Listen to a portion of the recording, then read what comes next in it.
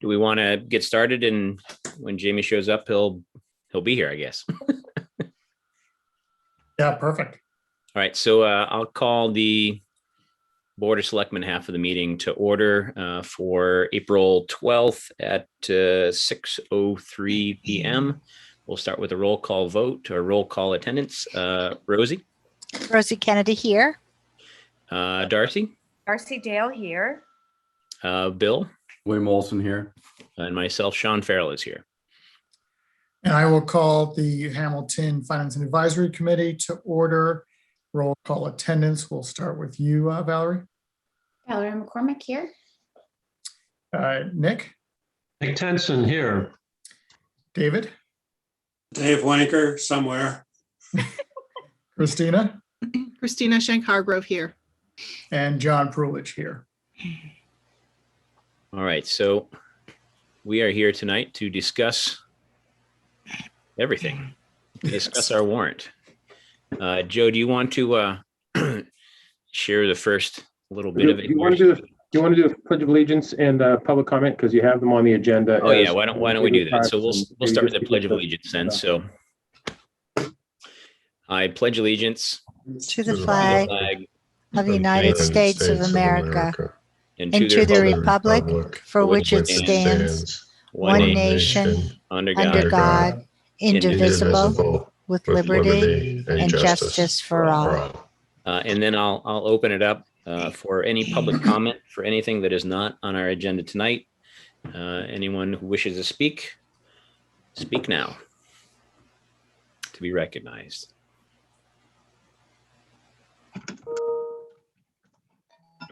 All right, we've got Jamie here. Jamie, you're here. Just acknowledge you here so we can put you in the record. Jamie Knutson here. Perfect.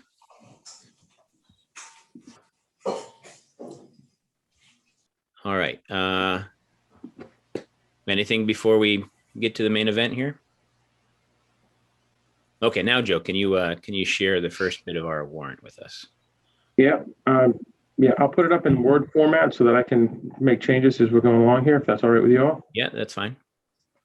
So it may be slightly different from what you have at home, but it shouldn't be off by that much. Right, and just while you're doing that, just for the folks at home, if you're listening, we are talking about the warrant for annual town meeting on May 1st, 2021 at the Hamilton Regional High School Football Stadium, socially distanced at 9 a.m. Got a trick. I already got it. Oh yeah, that's right. Okay, 9 a.m. Yep. Joe, is there any way to make that a little bit bigger? The time and place and the whole thing there. Yeah. Just Is the there- whole screen, I think, Joe. Yes, thank you. Oh, you mean you don't mean on the document? You mean the view? Yeah, just the whole document. Yeah, sorry about that. Tiny. How does that work? That's a lot better. Better, yeah. I have a quick question on the football stadium. Are we still getting support from the state government for the? Yeah, we've got CARES Act money we're expending on the tent, et cetera. So yes. Okay, good.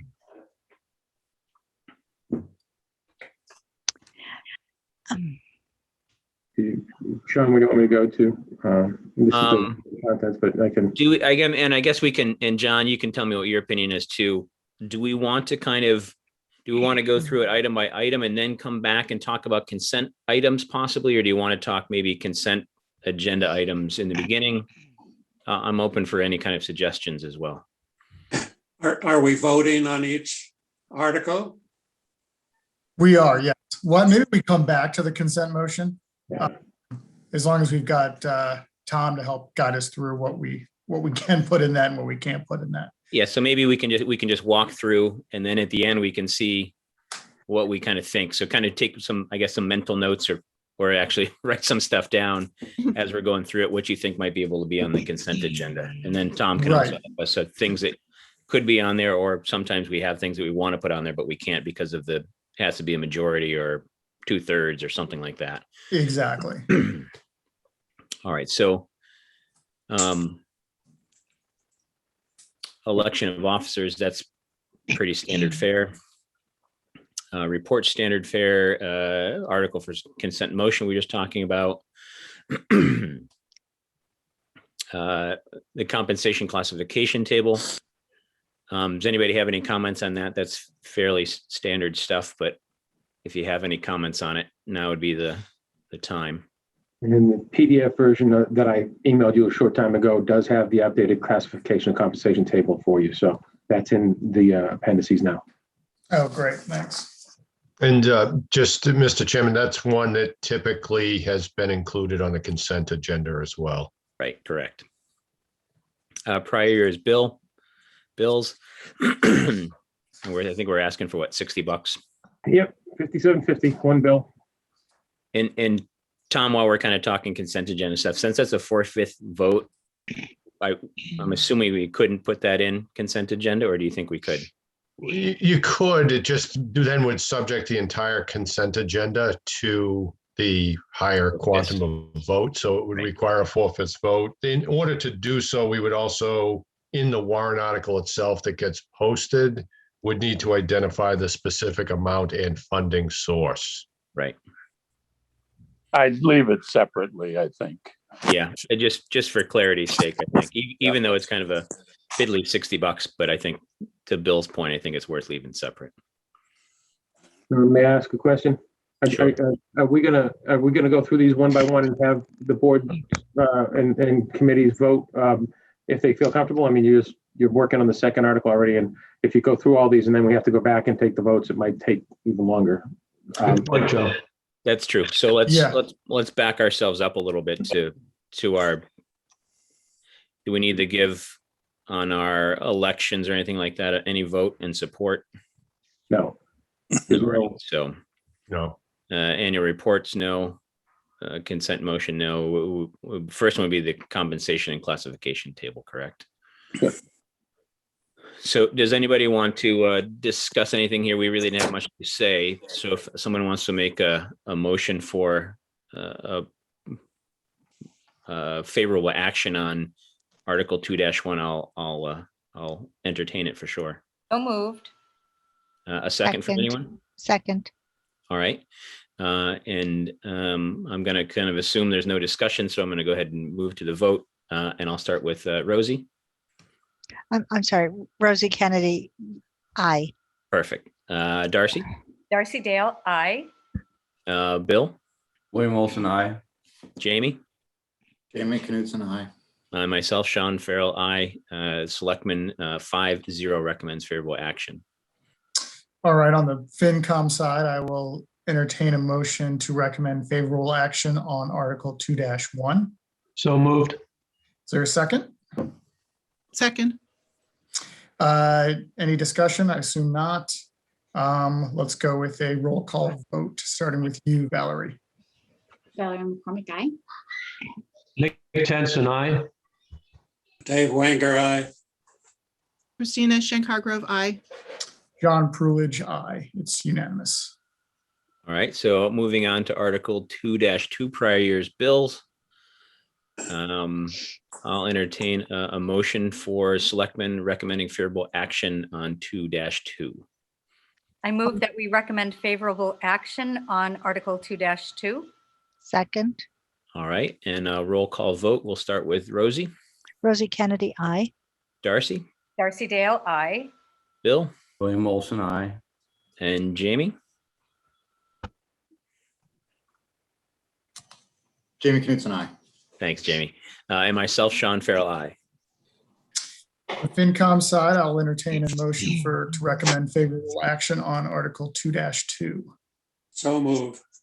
Is there a second? Second. All in favor, starting with you, Valerie. Valerie McCormick, aye. Nick Tenson, aye. Dave Wanger, aye. Christina Schenk-Hargrove, aye. And John Prulidge, aye. It's unanimous. All right, Article 2-3, General Town Departmental Appropriations. And this is getting a combined capital and transfers of $35,288,203.95. Any I move, input or discussion on it before we move on? Or Before we Darcy? make the moves, I don't know if you saw that in the chat, Mary asked that we identify who's making the motions because she can't tell from our voices. So Right. Okay, Okay, Darcy, Darcy, go ahead and make your motion. we'll make a motion to approve the Article 2-3 General Town Departmental Appropriations. Second, right, Rosie thank you. Kennedy. Thanks, Rosie. And any discussion? Okay, so we'll take a roll call vote. We'll start with Rosie. Rosie Kennedy, aye. Darcy, Darcy Dale, aye. Bill, William Olson, I. Jamie, Jamie Knutson, I. and myself, Sean Farrell, aye. All right, on the FinCom side, I will also entertain a motion to recommend favorable action on Article 2-3. Dave Wanger, so move. Nick Tenson, second. All right, all in favor, starting with you, Valerie?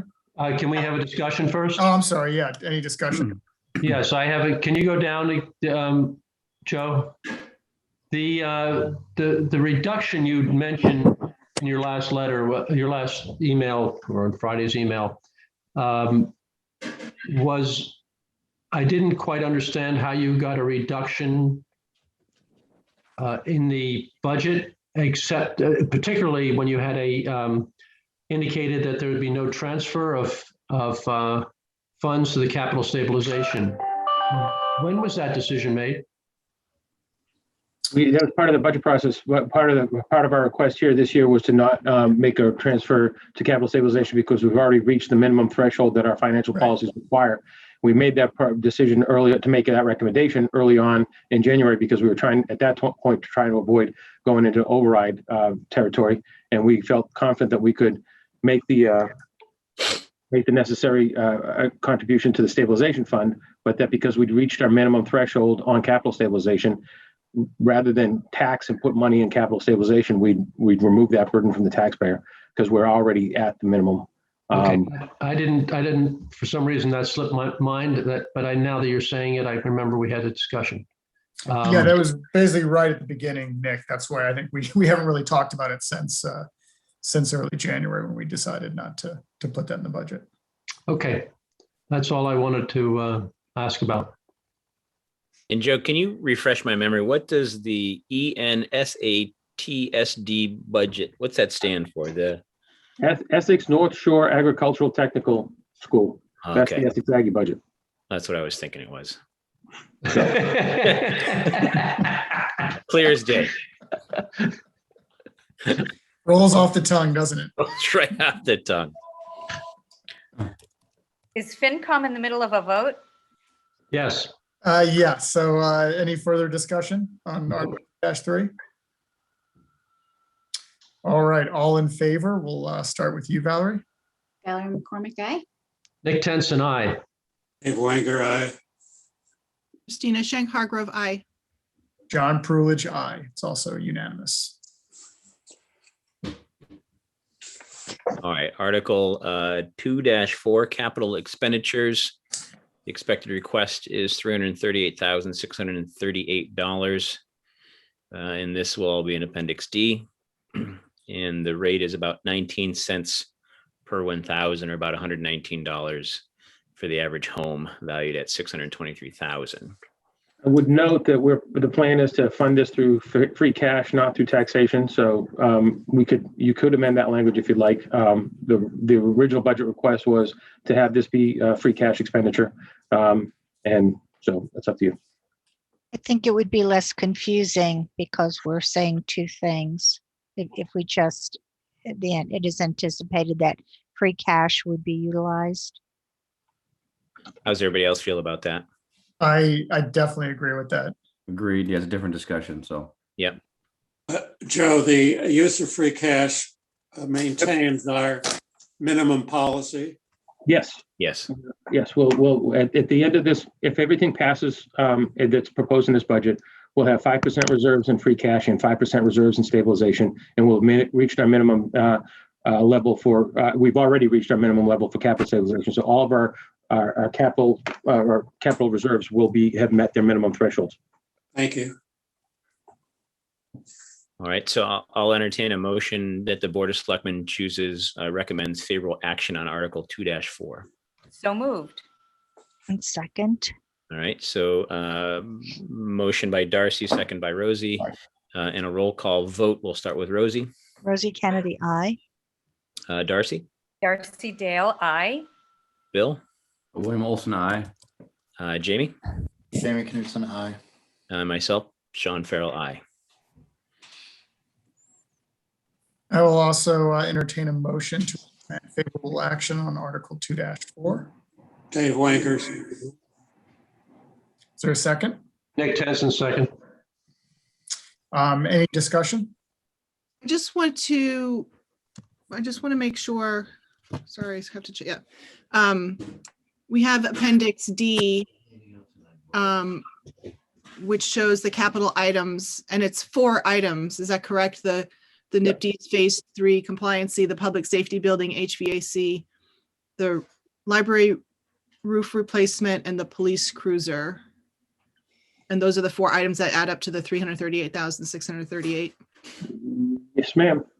Hey, I Right would there. recommend on this Exhibit D that we include a column that basically says what article each of those line items relate to. That's a great idea, John. I see a Only typo 4 there of on the them. police cruiser. Yeah, Oh, okay. But I think that's great to tie the article in the appendix as well on Exactly. everything when we can. Okay. Make a note, Appendix D. Add line to tie to article. Okay. We'll take care of that. any further discussion? Nope. All right, all in favor? We'll start with you, Valerie. Valerie McCormick, aye. Nick Tenson, I. Dave Wanger, aye. Christina Schenk Hargrove, aye. And John Prulidge, aye. All right, Article 2-5, Water Enterprise Budget. To see if the town will approve the FY22 enterprise budget in Appendix E or take any action there in the relative thereto. The expected request is $1,992,065. And this will be an increase of $15,285 or 0.8% in retained earnings in the amount of $242,565, which will use to balance the budget. And this is supported by water fees, and the adoption of the budget will not impact the tax rate. So I would entertain a motion for the Board of Selectmen to recommend favorable action. Before we do that, may I, what were the change in the rates, Joe? There is not currently any plan to change rates. The Board of Selectmen will probably take it up here in the next couple of weeks, but we did have some good news. Currently in this year, in the third quarter, most recent quarter of water billings, we're ahead of where we had projected to be. We do think that that's might be somewhat of an anomaly due to people being home more because of the pandemic, but people the commitments are very high, so people are paying their water bills and they're using more water. So in the current year budget, we had anticipated using a couple $100,000 of retained earnings, and it doesn't look like we're actually going to have to do that. So we're actually going to be ahead going into FY22 operating, so that at right now, there's a very, very quick look by Tim and Marissa, who worked some consulting hours for us last week. It's very real possibility that we won't have to bring a request for a water rate change to the Board of Selectmen this spring. That'll probably be discussed a little bit later on as the board decides to take the matter up. But as of right now, we're not in the position we've been the last couple of years with regard to water rates. Great. And since masks may not be used throughout the year, people will have to take showers. Or at least brush their teeth. Yeah, at least brush your teeth. I make a motion that we pass, that we vote to pass the water enterprise budget, Article 2.5. second, All right, so motion by Darcy, second by Rosie, and a roll call vote. We'll start with Rosie. Rosie Kennedy, I. Darcy, Darcy Dale, aye. Bill, William Olson, aye. Jamie? Jamie Knutson, aye. And myself, Sean Farrell, aye. And just a note before FinCom talks, and as Joe alluded to, we'll be talking about the water rates coming up fairly shortly. Water rates are such an enigma to me, I guess, because in my research and through talking to Tim, almost every community does it completely differently. There's no kind of standard to it. And from what I've gained, that we are fairly low on our rates, even though we did have a pretty big increase not too long ago. But it would be nice to maybe hold steady with it for another year, but we'll have to see when we have that discussion. And FinCom, please, I expect you guys to weigh in as well when we get to that point. Yeah, no, absolutely. And it's something we've been tracking. It's good to hear the news that maybe we won't need a rate increase, which we anticipated to have one in FY22. But it's certainly, I think, something, I do like the fact that we've moved to a more annual or biannual set, looking at the rates as opposed to setting them for 5 years and hoping there's enough to last you through that period. And then having a big hike. So look forward to those further discussions.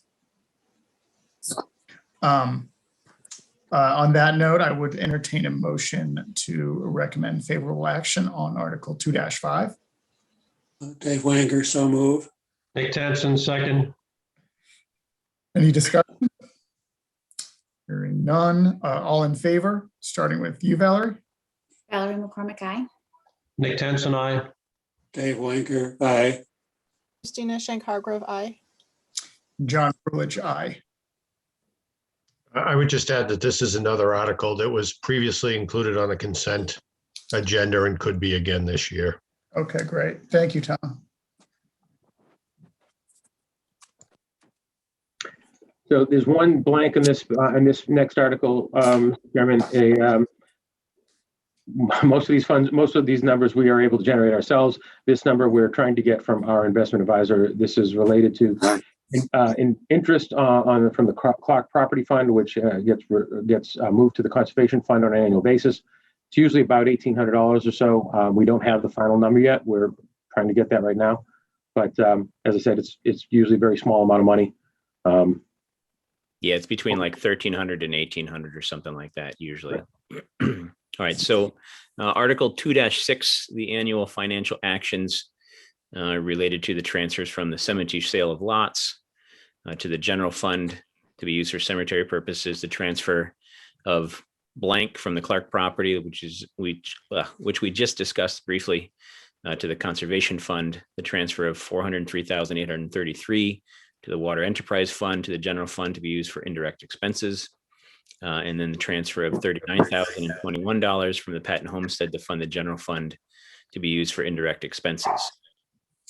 And so this will reduce the estimated tax rate by approximately 0.25 cents per 1,000 or $158 tax the same assessment on the average home valued at $623,000.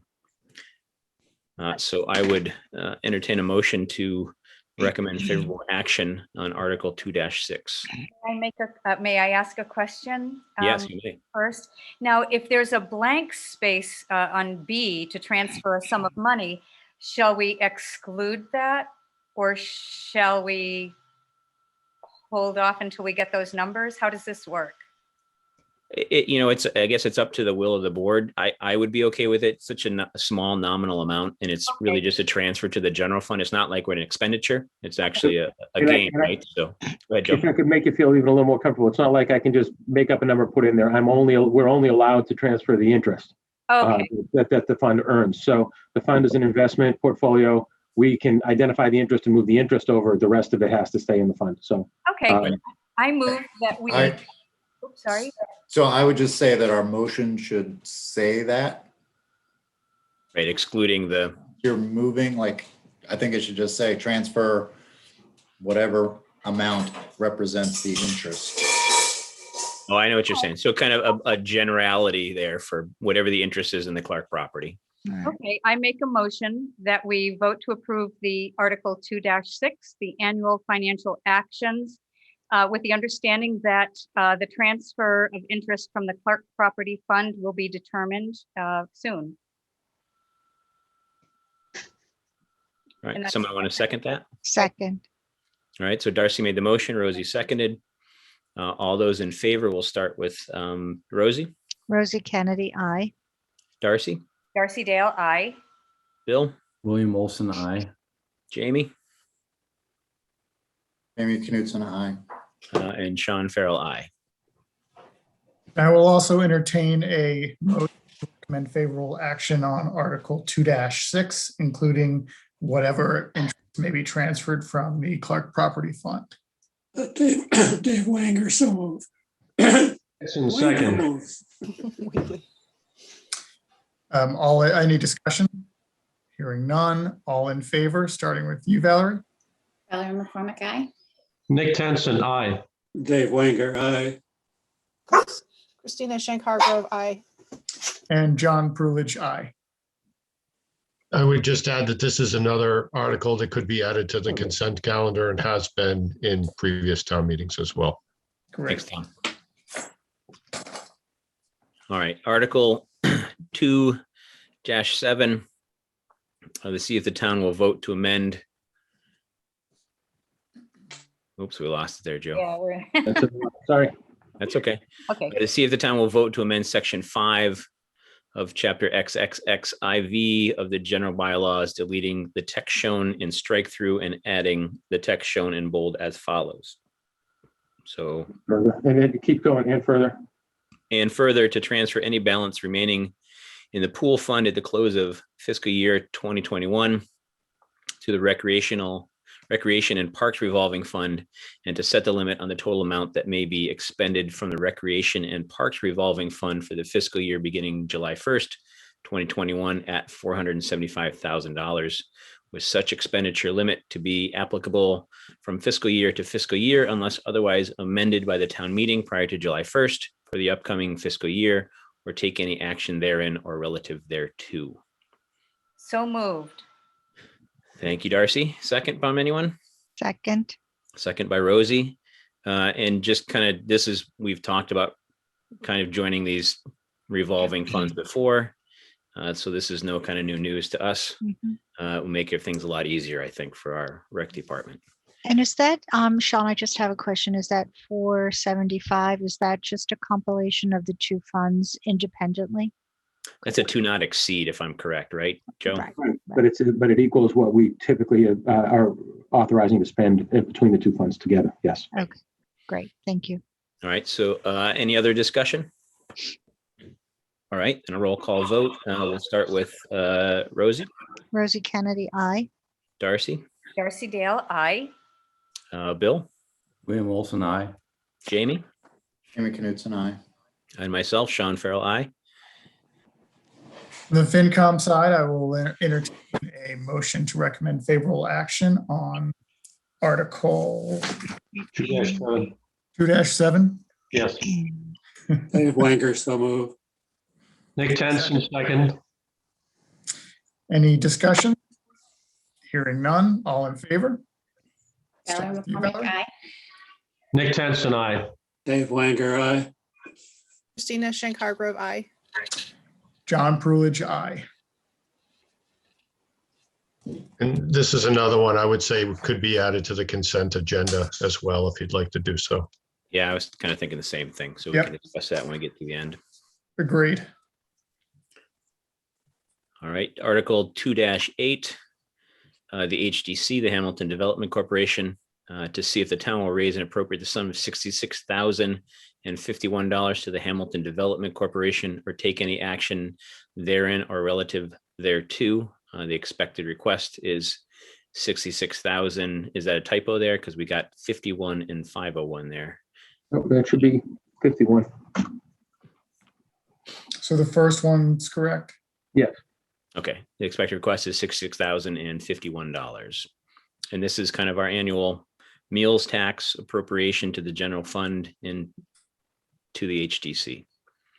I move that we approve the Hamilton Development Corporation 2-8 funding for $66,051. All right. Second Motion by that. Darcy, Bill seconds that. Bill Olson seconds it. Any discussion? Okay, roll call vote. We'll start with Darcy. Darcy Dale, aye. Rosie, Rosie Kennedy, nay. Bill, William Olson, I. Jamie, Amy Knutson, aye. and Sean Farrell, aye. On the FinCom side, I will entertain a motion to recommend favorable action on Article 2-8. Before we do that, John, Joe, may I just ask you, this is predicated upon meal tax receipts. Yes. So what has been explained to me by the finance department, particularly by Marissa, who instituted this policy, the history of this is that when they first got here, the town had agreed to do this, and then they were just designating a set amount of money every year. One of the previous finance directors had just chosen a sum of money that was close, but it wasn't clear that it was accurate. Marissa worked with the town at the time, I'm assuming the FinCom and the Board of Selectmen at the time, and amended that to reflect giving the HTC what was collected the previous year. And then, and that was basically how we've been going along. So this amount, $66,051, represents what we've realized as meals tax for the previous fiscal year. And that would be what would be put forward for you for discussion. Thank Right. you. And when you say the previous fiscal year, you mean 20 or 21? I believe it's 20 because that's the number, that's the year we have Right. closed, Yeah, So I think next year- it's 20. Next Yeah. year, when we're looking to do this again, the FY21 number will likely be much less because restaurants, as we know, have suffered quite a bit this past year. So Thank you. Right. I think previously, David, it was either like 70 or 75,000 was kind of what we had just kind of put in there before. And then we had a rediscussion at some point and then moved to the previous year's numbers for this year, I guess, if that makes any sense. Thank you. John, Dave Wenger moves the question. Dick Tenson, second. Just to further the discussion for 1 second, I'm sorry. question for the FY22 budget. Is there a line item for what we're predicting this article will look like next year? Is that how that works? revenue side, we made an estimate, a projection. Let me. We make a revenue projection for the following year, and it would be in local receipts. So we're anticipating for FY22 $55,000 in meals tax. But again, next year when we go through this process, we'll be actually trying to give them, or we'll be actually making a motion to give them what was actually collected in this most recent year, if you know what I mean. So it was included in that other financing uses on the actual outflow side. No, we've so I guess I need you to clarify what it is you're asking about other financing uses. It is included in this amount here, yes, 412,087, yes. But in the 412,087, is that what we anticipate next year's to be? So it basically balances out the whatever we have on the local receipt side.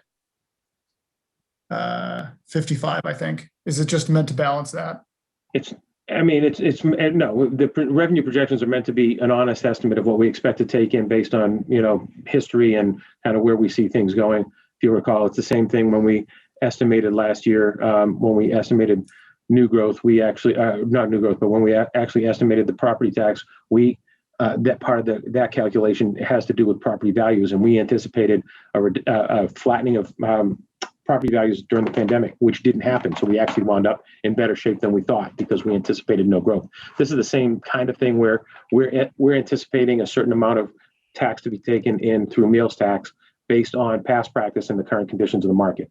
So you'd see, if you look down here, meals tax under local receipts, in FY20 budget, we had 68,000. In the current year budget, we reduced that to 57.8. I don't think we even met that number.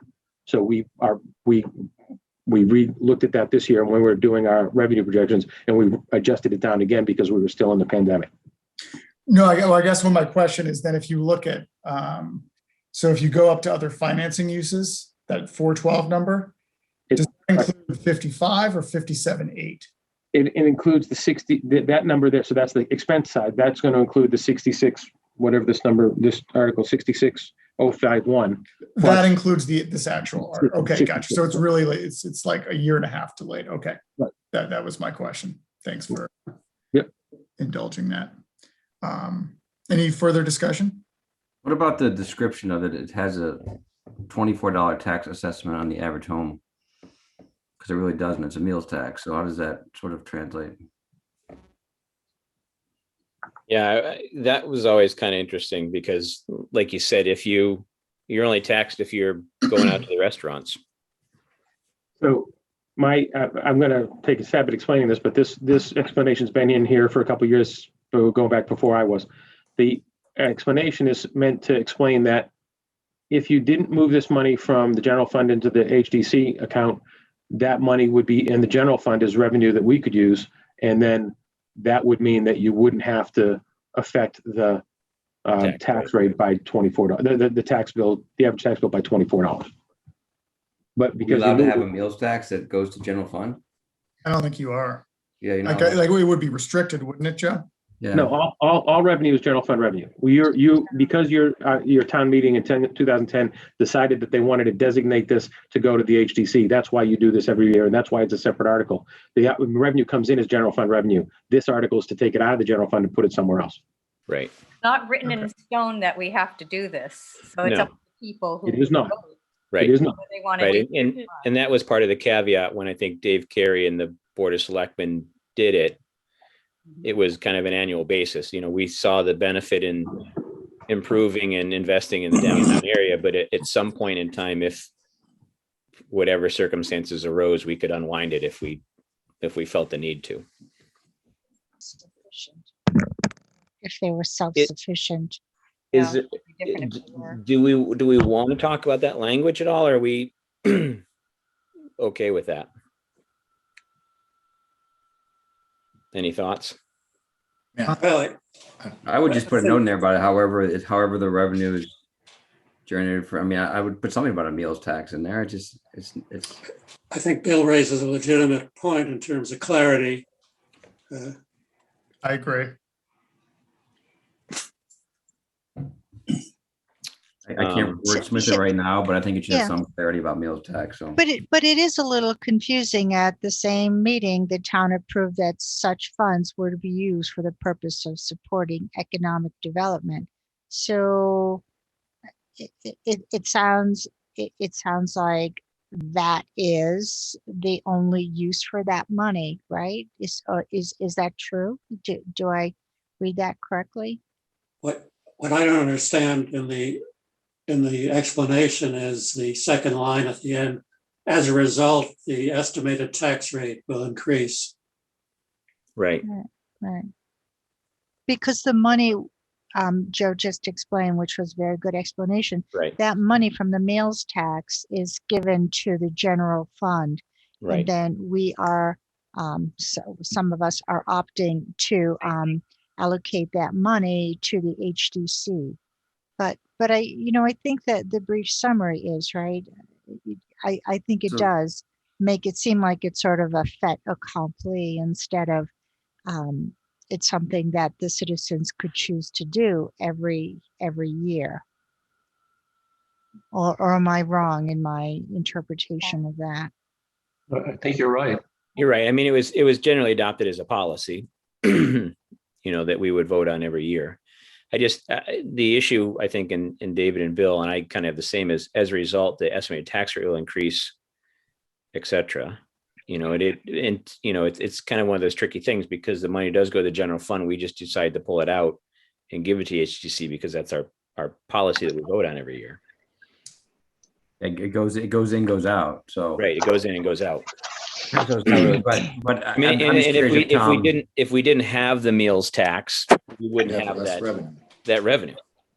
So it wouldn't affect the tax rate at all, unless we did the meals tax to benefit the the town is holistically is not the downtown specifically.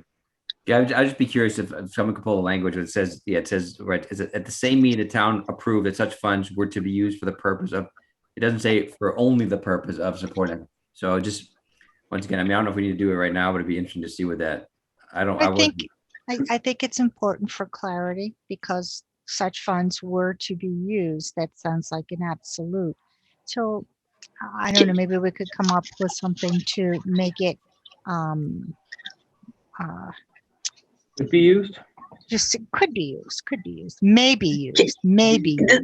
This is Corinne speaking, wearing my hat from previous life. I think everybody remembers that I was the person who did all the work to get that passed. Yeah. And I think at the time, the way that statement is written is absolutely correct. In fact, the Board of Selectmen did say to me they wouldn't go forward with it unless it was exclusively dedicated. And all the PowerPoints from the meeting, and I don't know exactly what was in the minutes, but that was absolutely true. As for the language in the next paragraph, it is very interesting, and I'm wondering if we don't go with something similar to 2-5 for the Water Enterprise Fund, where it says the Water Department is supported by water fees. Adoption of the budget will not impact the tax rate. Isn't that the same thing here?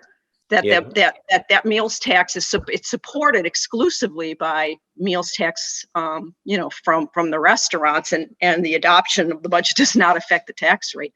I mean, again, I'm only speaking even from 2010 when I did all the work on it, not in my current capacity. I think Corinne's got a good suggestion there that we treat it like 2-5 and that, we word it something like that.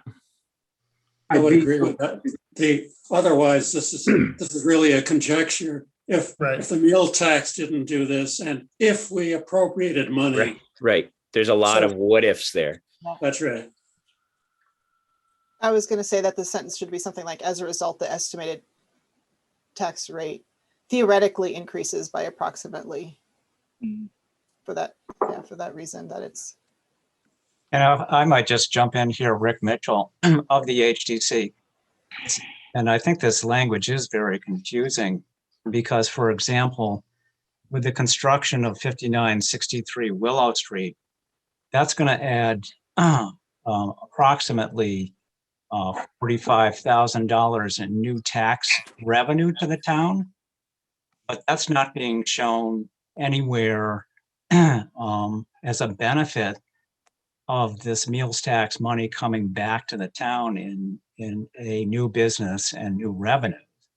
So it's a little bit almost disingenuous to say a meals tax that was voted by town meeting almost unanimously with the express purpose to go to business development downtown.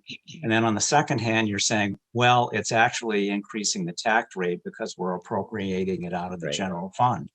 It goes to the general fund because that's where the state deposits the money. It should be just a transfer from the general fund to the HDC, as is expressed by the will of the people when they created this fund and have for 10 years expressly voted for these monies to move to the HDC. So I think it's a little disingenuous to say the meals tax is causing an increase in real estate assessment or real estate taxes. Right. I mean, because if we had if the state didn't have us put it in the general fund, it would most likely go right to the HDC, and it wouldn't, we wouldn't have that burden of transfer. But the reality is the reality is it's a discretionary choice by the voters every year. And so I don't think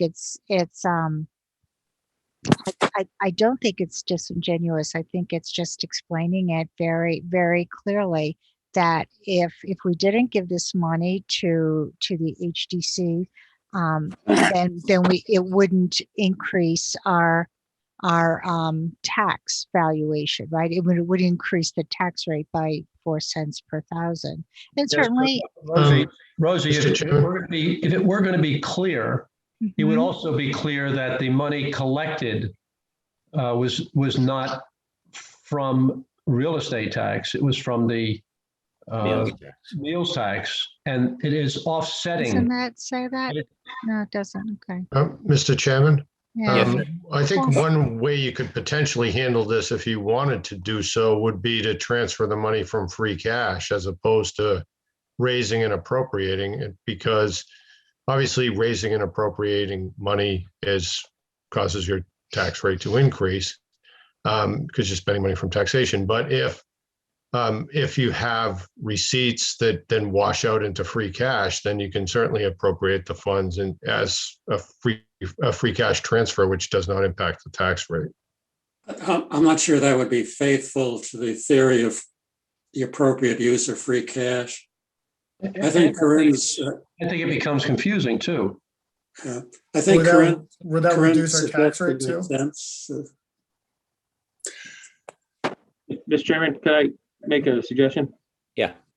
I mean, the first part of that tax rate impact statement, the proposed transfer means that funds generated by the meals tax cannot be applied to other projects or programs in the town's annual budget.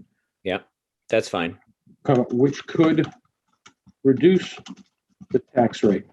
And then just leave it at that. Wait a minute. The funds generated by the meals tax. Wait a minute. So you're saying that this money has to go to the HDC? No, I was just trying to clarify the point about this language that I'm highlighting now being confusing, because it doesn't really mean a tax rate increase. Right. Because the meals tax is there and the town is making the effort, the boards are making the effort to try to direct the meals tax to the HDC. So it's no increase to the town. But it doesn't allow the town to use the meals tax to reduce the tax rate either. That's the point. So Jim Knudsen here. Because it is a choice we're making, otherwise we wouldn't be voting on it, right? It seems like to be faithful to that, we need to say what the tax rate impact is. But then just the next line, like after that, should be, however, and explain. And then if somebody wants to do it from the podium too, but however, before you get upset about, before, even though there is technically a tax rate impact, this is all offset by, again, I'm not expressing the words exactly, but I think you can explain it to say, I think that's a good compromise. Leave this how it is and then put it however this money is generated from a meals tax and does not affect tax rate. I think that's fine because it gives everybody all the information to make a decision. I actually like Joe's suggestion because what he's saying is that if we didn't transfer this, we could use it to reduce the tax rate. Because I agree. I think that's with the it, or way you to just look at it, make a which is- statement, Christina? Like what Joe has exactly. Joe on the wanted to screen. delete everything in blue, though. Do you want to delete Yep. everything in blue? Yep. Yeah. That was just a suggestion. I'll do whatever the board. I would get rid of what's in blue. I don't know how everybody else feels. I agree with that. I'm fine I with would that. agree with that too. I'm fine with that.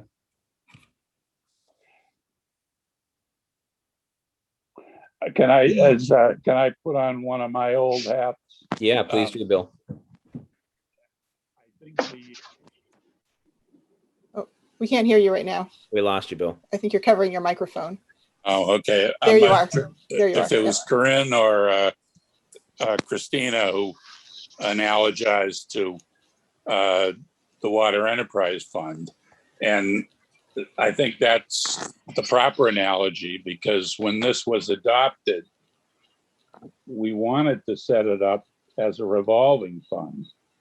And it was only set up this way because the state told us that we couldn't do it that way, that it had to go into the general fund.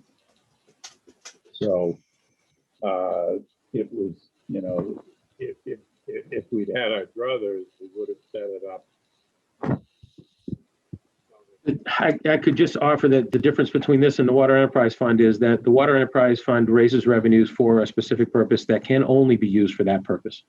The state doesn't make the same distinction with the meals tax, and in fact leaves it open to the towns to make a decision what they want to do with the meals tax.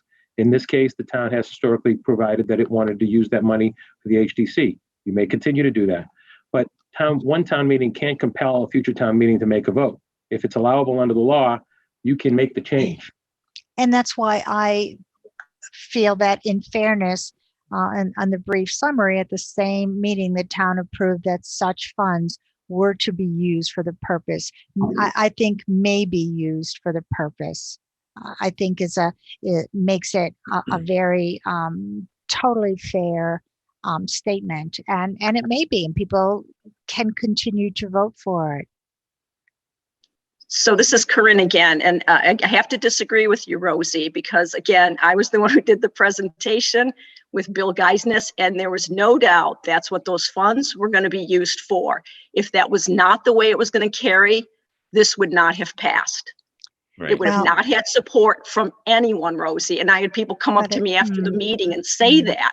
Yeah. So I don't know. I appreciate Joe's comments, obviously, on not tying future things, but I feel pretty insulted in a way because I was the one who did all the research, all the meetings, all the hearings, all the work. And that was absolutely no question about what those funds were for. But at that meeting, I think we just said that it's discretionary whether the voters will vote for it in subsequent years. And that's why I think that the language, it's sort of conclusory language, funds were to be used. And that's not necessarily the case. We may be used. Rosie, what about saying pursuant to the 2010 ATM vote, the proposed transfers means, et cetera, et cetera. So I mean, it already says at the same meeting, the town approved that such Right. funds That's were right. to be used. I mean, and that's already Right. passed. So I think were to be used is the Right. correct. That's my question. Are we voting? Are we allowed to vote every year on whether we move the funds or that we can do? Is this I voting to think- continue the meals tax, or is this a voting to move the funds? I think the vote at the town was that we would vote every year whether we're going to allow the meals tax to continue. Not that we would spend the No. money. No. No, once you adopt the meals tax, you've adopted the meals tax. The vote is to determine if you want to divert it out of the general fund to another cause. And you'd have to take that vote every year in order to keep funding the HDC in this way. And I guess you got. Right. I don't know how you can change the language if that's. I mean, if we're voting Yeah, every year. I mean, it's tough because I think the understanding was that ATM was that the meals tax was specifically for downtown improvements and nothing else. That was the thing that kind of made it viable for people to vote on it, right? So what about saying, what about adding language? It says at the same town meeting, the town approved that such funds were to be, or there was an understanding that such funds were to be used for the purposes of supporting economic development, or words along Just those adding lines. the word intended to be used.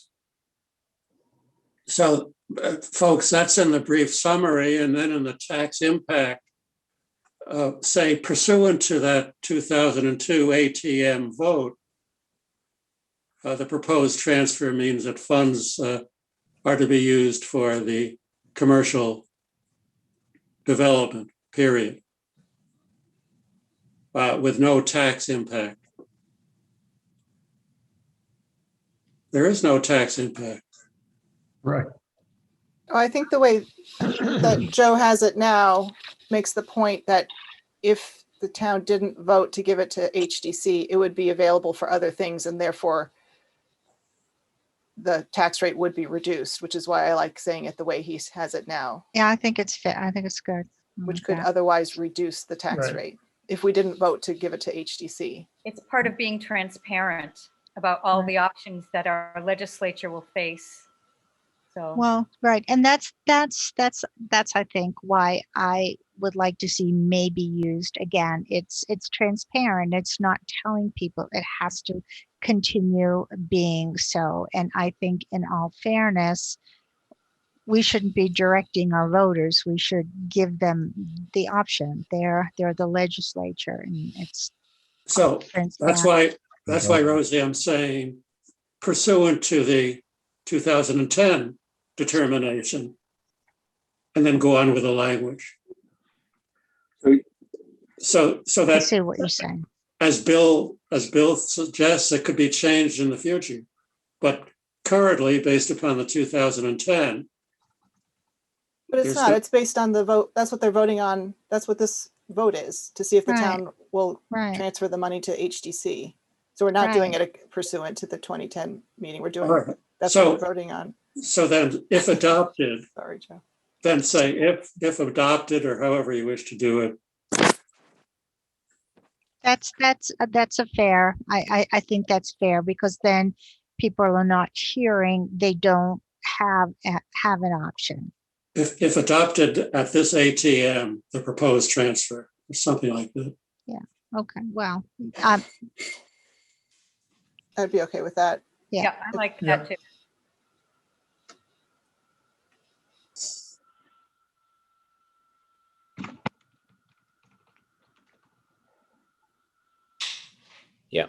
I mean, that's the case for every one of these, Right. Tax rate Same for impacts. every article, right? right. but it does, because of other people's concerns, that doesn't seem clear that. It does introduce that perhaps it is an optional choice rather than mandated. So this is Corinne one more time. I'm feeling a little bit about like kind of a bait and switch. You know, like we would have said to the voters, well, vote for it this year. We're going to say that it's going to go to one purpose, but next year we can change our mind. I really, really think this is not at all what the voters intended. Well, we'll find out. But I'm Why- living and learning future language in the future, because if that had been the case, I don't think either myself or Bill Geisnitz or the others who supported it would have supported it. So this wouldn't even be here. Right. And I think I It agree wouldn't with, be here. I agree with Corinne that the intention Well, when the it meals wasn't tax was before. added was directly to benefit downtown. I don't think it would have passed if it was just to the general fund. Well, that, But- and you're right, and I agree with you at that time, but we're talking 11 years later, and all it does is introduce that people can, it raises a question, oh, do I think this is a good idea? And certainly most people will think it's a good idea, but I think the language allows people to consider it more transparently. We could also reverse our vote on accepting the meals tax option at all, of course, and just not bring it in. But Right. to the extent we were bringing it in, the purpose was clear, and I will continue to advocate for that. I mean, I guess Corinne, kind of to your point is if something happens and town vote unwinds the transfer to the HDC, I would kind of assume that someone may bring a citizen petition to unwind the 2% meals tax. And either make it specifically for HDC or just get rid of it. So, You know, there's so always it- that option. so isn't the point, Sean, that nothing is immutable? Every year, the ATM has the option. Right. Right. So that's why I suggested what I did. What language are we at right now? What's the latest? We've gotten rid of the impact to the tax rate and we've added if adopted. Thanks, Bill.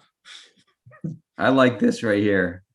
What? I'm good with it as And I written. think next year we should clean this up so we don't do this every year. And now it's been 11 years. We've learned from it. We should probably do something so it's memorialized and not. Yeah, so everybody's got some homework to think about how to make it clear that the intention was the meals tax to support the HDC, but we had to do it through the general fund, so it makes it a little bit tricky to do it, I guess. So some language that makes it a little bit more understandable on the original intention of the meals tax. All right, have we voted We on still it? have a FinCom motion. That's it. What the French were. Wait a minute. So who just, okay. No, Okay. We go will ahead, find Rosa. a bit now. The FinCom's moving to a vote, I think. Yeah, I think we've already moved. This is the discussion part. So all in favor? Dave Wanger, aye. Nick Tenson, I. Valerie McCormick, aye. Christina Shankar Grove, aye. John Prulidge, aye. We don't need to make a Mr. Chairman, motion on the the selectmen don't need to make a motion on just this is just a description. It's not the motion itself, so we're fine. Right, I don't think so. Right, I think the board already approved it as well, but this one was also on the consent agenda in the past, so I don't know if you want to keep it on the consent agenda in light of Yes. tonight's discussion. or I think whether- we could keep it on the Yeah, consent yes. agenda. And Yeah. if somebody wants, they can hold it. Exactly. So I think we're moving on now. Two Sorry dash, about that, guys. that's okay. That's okay. Thanks, Bill. 2-9, the OPEB trust fund, to see if the town will raise and appropriate the sum of 125,000 for the purpose of funding the other post-employment benefits liability trust fund, or take any action therein or thereto, relative thereto. And then we have the impact is 0.07 cents per 1,000 assessed value, or $44 on the tax, for a average value of 623,000. So I'll entertain a motion for the Board of Selectmen recommending favorable action. I will move, but I can't read it because it's too far up. I just wanted to, oh yes, thank you. I move that we vote to approve Article 2-9 OPEB Trust Fund. Second. All right, so Darcy motioned, Rosie seconded. Any discussion? Nope, this is kind of the road that we're going down with OPEB, and we've been taking a little bite at it every time we get the chance. So roll call vote, we'll start with Darcy. Darcy Dale, aye. Rosie, Rosie Kennedy, aye. Bill, William Olson, I. Jamie, Amy Knudsen, aye. and myself, Sean Farrell, aye.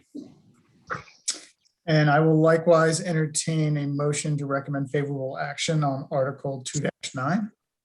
Dave Wenger, so moved. Nick Tenson, second. Any discussion? Just a quick question of Joe. Joe, is the July 9th, 2019, the latest actuarial survey? Yes, but we're going to be trying to get another one done coming up this year. But that's the latest. Thank you. Any other discussion? All right, all in favor, starting with you, Valerie? Valerie McCormick, aye. Nick Tenson, I.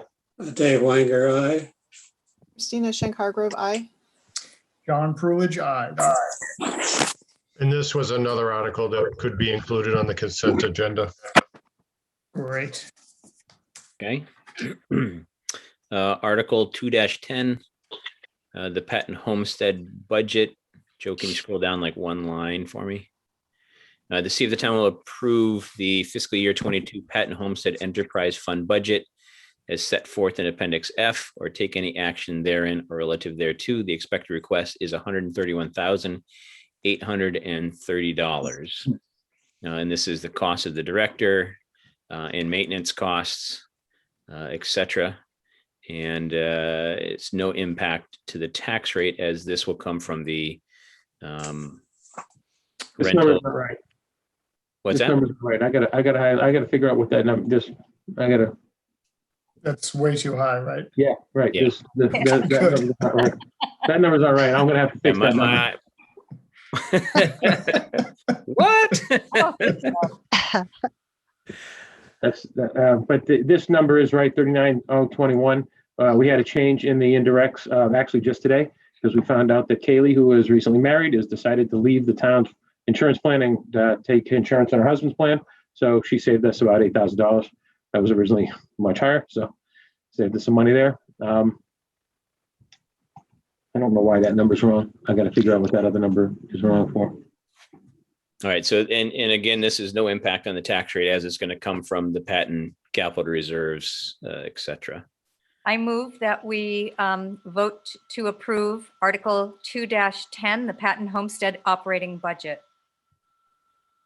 Motion by Darcy, a second by, did we have a Recommend second? favorable action. Recommend favorable action. Oh, I thought yes, to vote. May I ask before you vote, Joe, in the separate sheet you distributed, pardon me, revenue from INC period UBATE. Yeah, incubate, yep. You're expecting 45, almost 46,000 this year? Yeah, Fiscal- they're anticipating, it's a split, so they're actually anticipating over $90,000 in revenue in the year one operating, so. So that was, that's our half of the operating revenue they're anticipating in their business plan. And when does that, assuming they generate that revenue, when is it payable to us? Quarterly, In the first year? Yep. Okay. because they take in revenue, we'll get disbursements quarterly.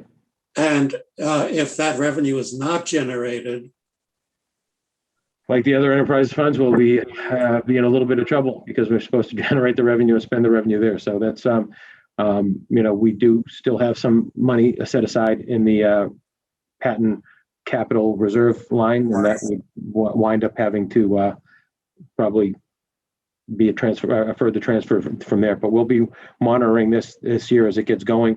We're seeing how they're doing at the quarter halfway polls of getting their numbers up. So, and that 90,000 some odd figure was their estimate of revenue? yeah, that's the projection in their pro forma, their business plan. Is that revenue or is that profit? It's profit. Yeah.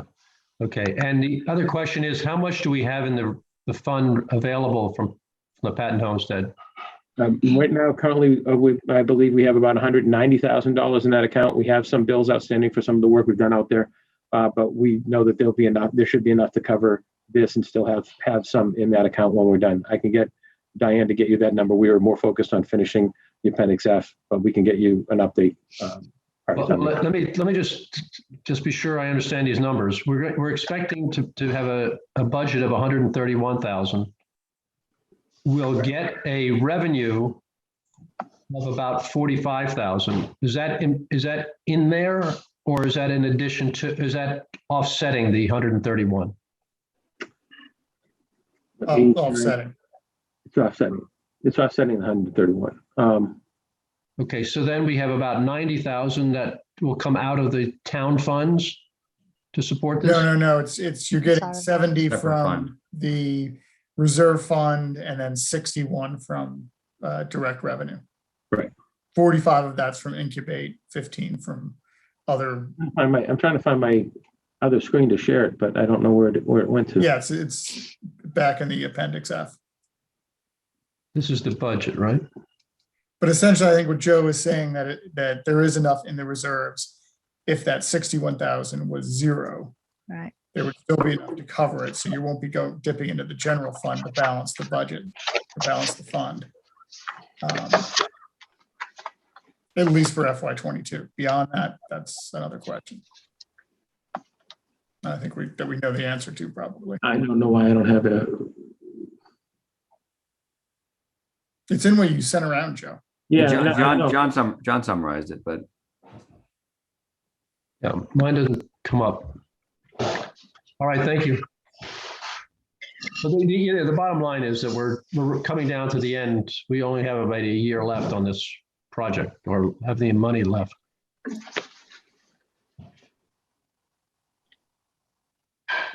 We have a little bit of runway to try to get something going out there, and that was Right. kind of the whole point of this. Just to try to get it off of the tax roll and get it generating revenue and find partners that would help us get something going out there. So that's what this request is to do. Yeah, I think that it is appropriate to have someone talk to this, because it's going to be, I'm sure it's an issue for the town. You know, what's happening out there. It's been a cash drain. Yeah, and again, that's why it's not going to drain this year, and we'll definitely have somebody ready to speak to it. I finally found the right attachment, but it's all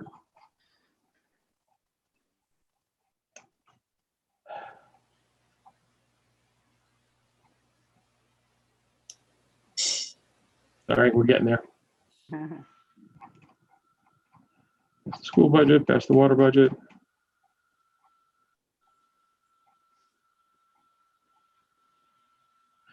There it is.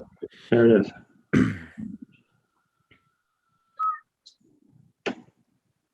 So the biggest change here is new revenue from incubate and revenue using the using the reserves line in the Patton Enterprise Fund, as opposed to utilizing, a general fund appropriation. So this takes it off of the tax rolls for the year. And with what we're projecting right now, we're looking at a potential of $8,000 left to the good after this, plus whatever's left there in the other reserve line. I can find out what is still there. Well, you're seeing no transfer from the general fund this year in this line here. Okay, thank you.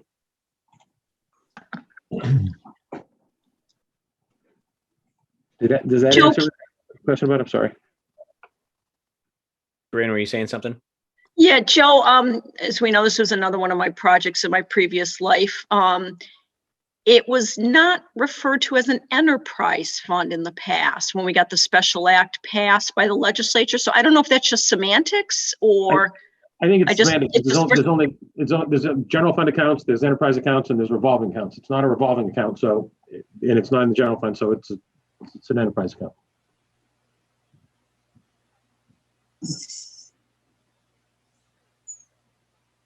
All right, where were we? We're on 2-10. I think you had a motion, but had not been voted on. All right, I think we had a motion in a second. So Do we have a second? Yeah. let's make the motion again, just because I'm a little bit lost here. So if anybody wants to make a motion, the Board of Selectmen recommend favorable action on 2-10. I'll do it. I'll make a motion that we recommend favorable action on 2-10, the Patton Homestead operating budget. All right, thank you. Second. Darcy. And either Bill or Rosie, you guys can arm wrestle over. Rosie it. can second that one. All right. So then I'll call the vote. We'll start with Rosie. Rosie Kennedy, aye. Darcy, Darcy Dale, aye. Bill, William Olson, aye. Jamie, Amy Knutson, aye. and myself, Sean Farrell, aye. And I will likewise entertain a motion to recommend favorable action on Article 2-10. Dave Wanger, so move. Nick Tenson, second. Any further discussion? Hearing none, all in favor? Starting with you, Valerie. Valerie McCormick, aye. Nick Tenson, aye. Dave Wanger, aye. Christina Schenk Hargrove, aye. And John Prulidge, aye. And this is another article that has previously been on the consent agenda as well. Yeah, Um, sounds good. 2-11, to see if the town will transfer $346,036 from free cash to the stabilization fund or take any action therein or relative thereto. And again, the expected request is $346,036.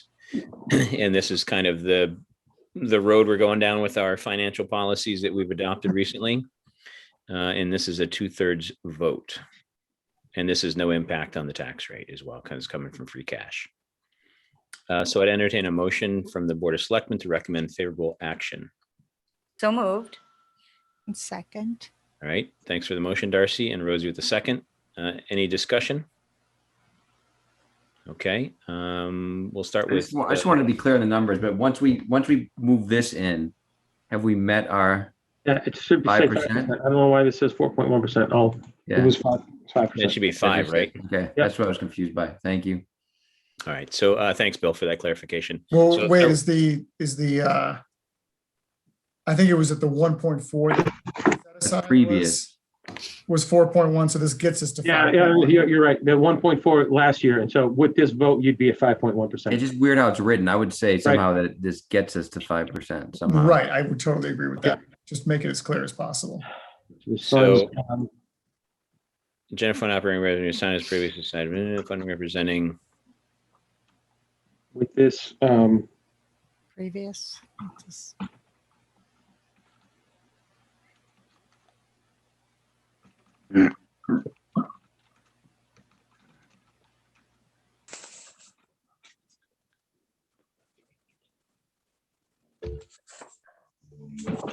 Just a typo. There you go. Good. Thank you. Good eye. Good eye. is that all right? Very good. Yes. Right. Yep. Yeah, Maybe that looks the stabilization fund will reach 5.1%. Sure. Will reach, yeah. I like that better. Yeah. I always had an editor and when I was in newspaper, so thank you. It's always easier to edit. Yeah, it is. Do we want to add anything after 5.1% of general fund operating revenues in line with our financial policies or anything like that? Or is it fairly obvious? Yeah, well, right. The town has approved a policy to maintain a minimum balance of 5%. So here we are. Yes, in keeping with our financial policies and best practices in municipal financing. Perfect. Typos? Oh, I didn't commit any that time. My big fat didn't hurt me. Okay. All right, so I would entertain a motion recommending favorable action on 2-11. So moved. Second, Darcy. All right, so Bill made the motion, Darcy seconded, and in a roll call vote, we'll start with Darcy. Darcy Dale, aye. Rosie, Rosie Kennedy, aye. William Olson, I. Jamie, Jamie Knutson, aye. and myself, Sean Farrell, aye. Thank you. And I will likewise entertain a motion to recommend favorable action on Article 2-11. Dave Wanger, so move. Nick Tenson, second. Any further discussion? All right, all in favor, starting with you, Valerie, Valerie McCormick, aye. Nick Tenson, I. Dave Wanger, aye. Christina Schenck Hargrove, aye. and John Prulidge, aye.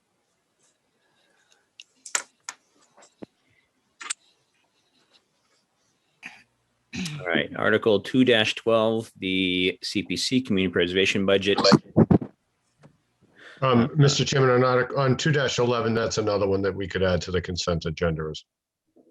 Doesn't it require It's a 2/3? 2/3, isn't it? No. Oh, yeah, that's right. I'm sorry. That's right. Under general laws, it is just a majority vote, but under your bylaw, it is a 2/3 vote. So that's correct. Let's leave. I think we'll leave that one off consent. That way we can also explain as part of our financial policy if we need to. Yeah. 2-12 CPC, to see if the town will act on the report of their community preservation on the fiscal year 22 community preservation budget and specified other projects and appropriate or reserve for later appropriation monies from the community preservation fund, annual revenues, specific reserves or other available funds for the administrative expenses of the community preservation committee and payment of debt service and undertaking of community preservation projects and all other necessary and proper expenses relative and something thereto. So moved, Darcy. And Dale. second, Rosie. All right. Any discussion on this? We've got town hall in there and also the tennis courts. You see it? Again, can I look at the motion? Yeah, hold Yeah. on. Can you? Thank you. So you have three different community preservation committee articles. This is the main one, the main budget. There'll be an appendix G that will include the annual money to pay for the administration of the CPC, the annual money for the reserves for the Affordable Housing Trust, because there are no Affordable Housing Trust requests. And then it will reference, this one was one that we were going back and forth on today, trying to get some information from Jay Butler to finalize. So that's why I don't have it 100% for you, right? But the document that I sent you did include a version of this that's pretty close to the end. And it also includes the town hall appropriation. So the town hall is a bonding authorization that's in the next two articles down, but there is a need to appropriate money for the first year's debt service payment. And so that would be in the general, in the appendix G, or you could move that payment to 2-14. And it shows in the appendix G that there's also an appropriation for the recreation fund, for the Patton Park tennis courts to the recreation and open space use. But it notes that vote will be taken in Article 2-13. So you can, maybe it's easier if I just show you the other one. Yeah, let's see the other version.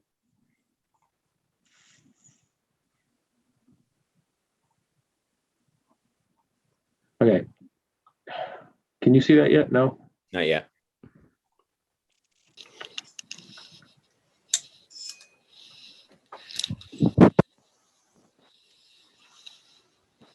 All right. So right now, this budget has this here. And so you have open space and recreation project to appropriate $108,900 from FY22 community preservation funds to pay the Sagamore Hill project. Open space and recreation project to appropriate $32,000 from the FY22 community preservation fund to fund the restoration of Patton Park tennis courts. Number 3 is historic preservation project to appropriate $80,000 of the FY22 fund reserves to fund the first debt service payment to the town hall building project. Project request is shown under Article 2-14. Community housing reserves, there is no request for any money for community housing, so they were there would be a vote to reserve $65,000 of the FY22 CPC funds for housing reserve, and then to appropriate $28,715 of the 22 money for administration expenses, which is an annual part of the fund. The Article 2-12 just covers 1, 4, and 5. Is that the way to look at this? Basically, yes. Yeah. Yeah, you may want to just flip-flop them, like put 4 and 5 with 1. So there's 1, 2, 3. Not to be difficult. Yeah. can do it. Make it a little less confusing. Yeah, we can reorder the. That's easy.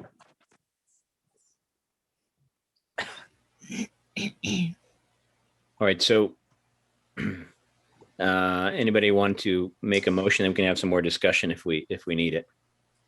Yeah, I just have a quick question on the, it's a quick question on the reserves themselves.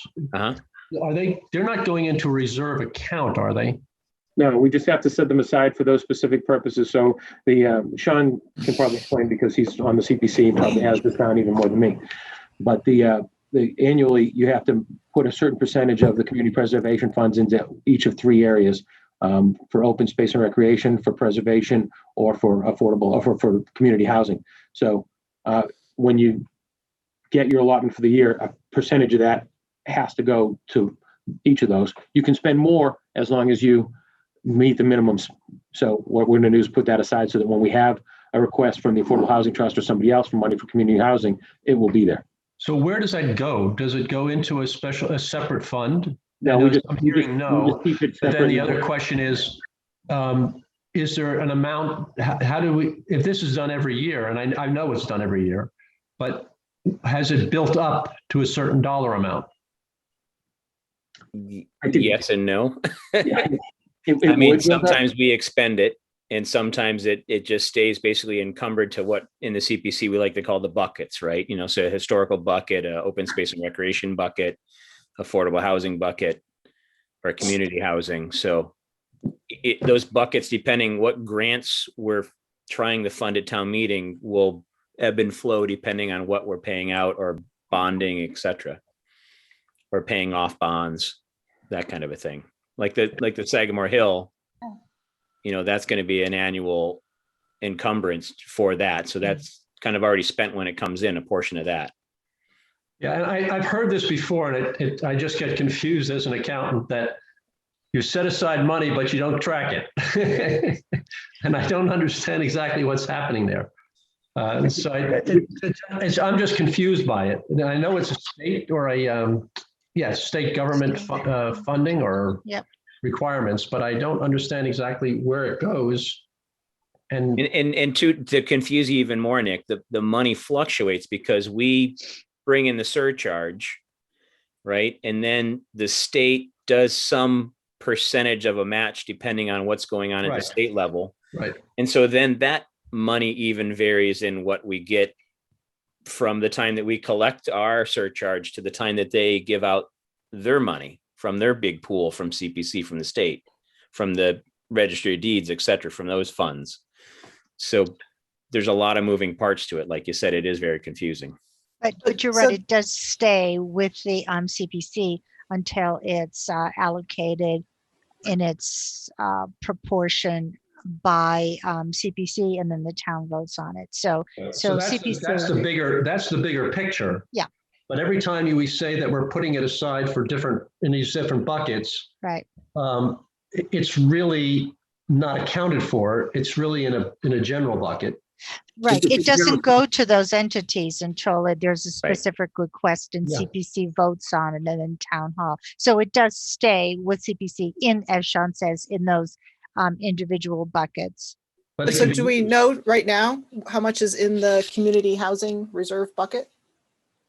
So Mike, I'm sure Jay Butler would know. I think in the general reserve, I may misspeak here, but it may be about 500,000. I think that's about right. So And it's been, even though we don't have a separate account for each of one of the buckets, it is kept within the ledger. The accounting department does keep track of how much has been put aside in reserves. Right. That's why when you had a couple of years ago, a big request to move money from the CPC to the Affordable Housing Trust for a project, there was money there to be able to do it. They were able to move that money because it had been accounted for and they knew what they had in the line for that. Okay, so it is accounted for. so Yeah, just not in a separate account. Not a Right. separate, yeah. No, It's a municipal account. It's just not an actual separate. Yes, Yeah. right. There's something in the ledger, but it's not There's exactly. a line item for it, right? right. Okay, that's because accountants speak a foreign language, Nick. That you're like, But not Nick's translating. the one that's usually fluent in that language. That's why He is. I know we're not. The rest of us are not. but this is a different, when you go in, business accounting and town accounting are very different. How interesting. All righty. So we've moved it and seconded it. I think so. So Yes. then I'll guess I'll call the vote on it. So all those in favor of recommending favorable action, we'll start with Darcy, Darcy Dale, aye. Rosie, Rosie Kennedy, aye. Bill, William Wilson, I. Jamie, Amy Knutson, aye. and myself, Sean Farrell, aye. And I will entertain a motion to recommend favorable action on Article 2-12. So moved. Dave Wanger. Nick Tenson, second. Any further discussion? Yeah, just a tiny detail on the exhibit, Joe, in addition,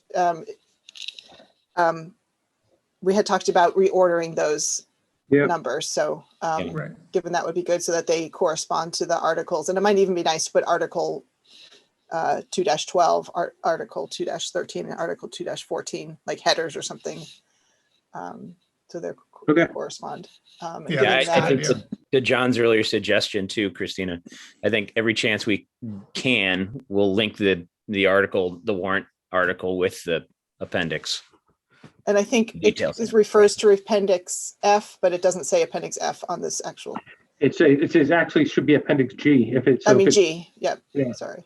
It doesn't say Appendix G here? I think it does on the bottom. Yes. Appendix G. Yeah, it does. Oh, the copy I have doesn't. Oh, no, but on the actual appendix. Oh, Oh, all right. yeah, you're right, it doesn't. Good call. That was the only thing I wanted to say. I'm ready to vote if you guys are. All right, all in favor? Start with you, Valerie. Valerie McCormick, aye. Nick Tenson, I. Dave Wanger, aye. Christina Shankar Grove, aye. John Prulidge, aye.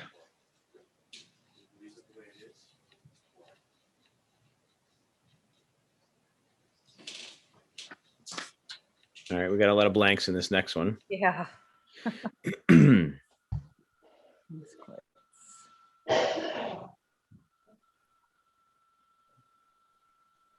Why do we have blanks?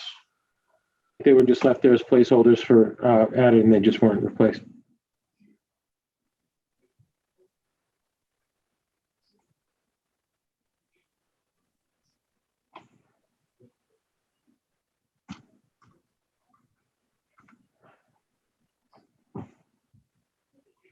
Does it make more sense for everybody? Yeah. Okay, let's see, to see if the town. All right, so I'll read it while Joe's looking at editing. So Article 2-13, Community Preservation Patton Park Tennis Courts Grant, to see if the town will vote pursuant to General Law, Chapter 44B, to appropriate $32,000 from the CPC open space and recreation account for the purpose of repairing and restoring the Patton Park tennis courts. And provided further that if the construction has not commenced by November 15th, 2020, any funds from this appropriation will be returned to the CPC fund only after a vote by the community CPC determining that it is unlikely the remaining appropriated funds will need to be spent to this effect or take any action thereon or relative thereto. You said 2020, I think you meant 2022. Oh, 2022, sorry, my bad. So so moved. Okay, Second, Darcy. all right, motion by Rosie, second by Darcy. Any other discussion? I would have one comment, Mr. Chairman. I would recommend after tennis courts to just add the language including any incidental or related costs, just to give it a little bit more flexibility. Yeah, in the just in event case that there's any something- other stuff that has to happen there. I think that's a good point, Tom. Or what costs? Any other Incidental or like if related. it's just the surface and they need to replace a post or something like that, that they're able to do that. Or they drive over something else and they I got. thought they were called pickleball courts now. I know. Ah, They're getting used mostly by pickleball. that's it's amazing the way that's grown in the town. Even I even see kids over there. It's just great. It's so fun to watch everybody using it. Yeah. All right. So we've got a motion and a second. So I'll take a roll call for those in favor. We'll start with Rosie. Rosie Kennedy, aye. Darcy, Darcy Dale, aye. Bill, Wim Molson, aye. Jamie, Amy Knutson, and Sean Farrell, aye. I'll entertain a motion to recommend favorable action on Article 2-13. So moved. Dave Wanger. Nick Tenson, second. Any further discussion? All right, all in favor, starting with you, Valerie? Valerie McCormick, aye. Nick Tenson, aye. Dave Wanger, aye. Christina Shankar Grove, aye. John Prulidge, aye.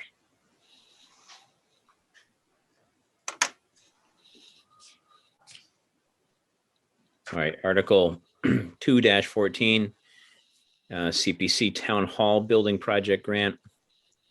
And see if the town will vote pursuant to general law, Chapter 44B, to appropriate the sum of $1 million for the restoration, rehabilitation, and preservation of the historic town hall located at 577 Bay Road.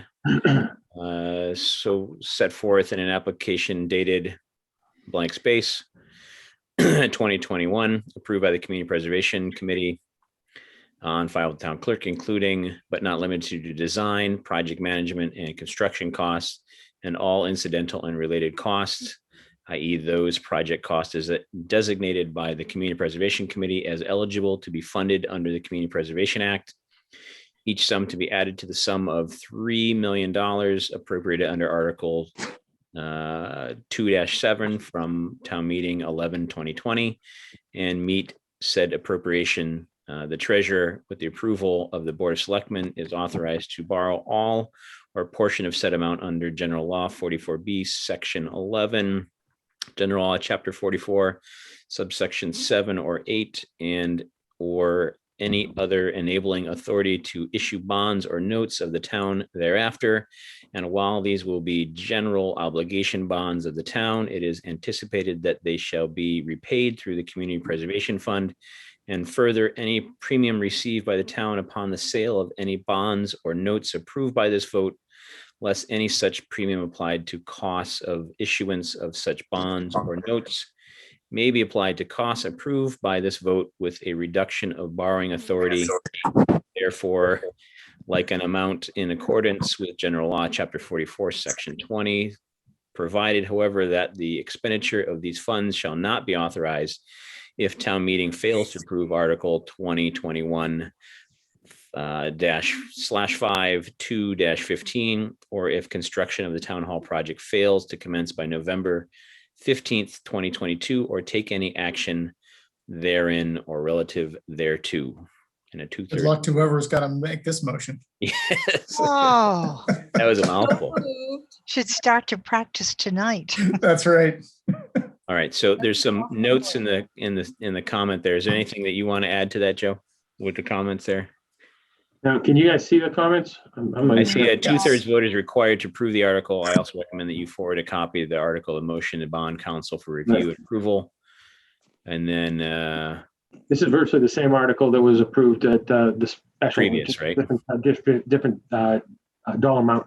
I need to, the yellow part there that's blanked out is actually, I have to get the date of the CPC meeting for when they approved this $1 million. That's not in there.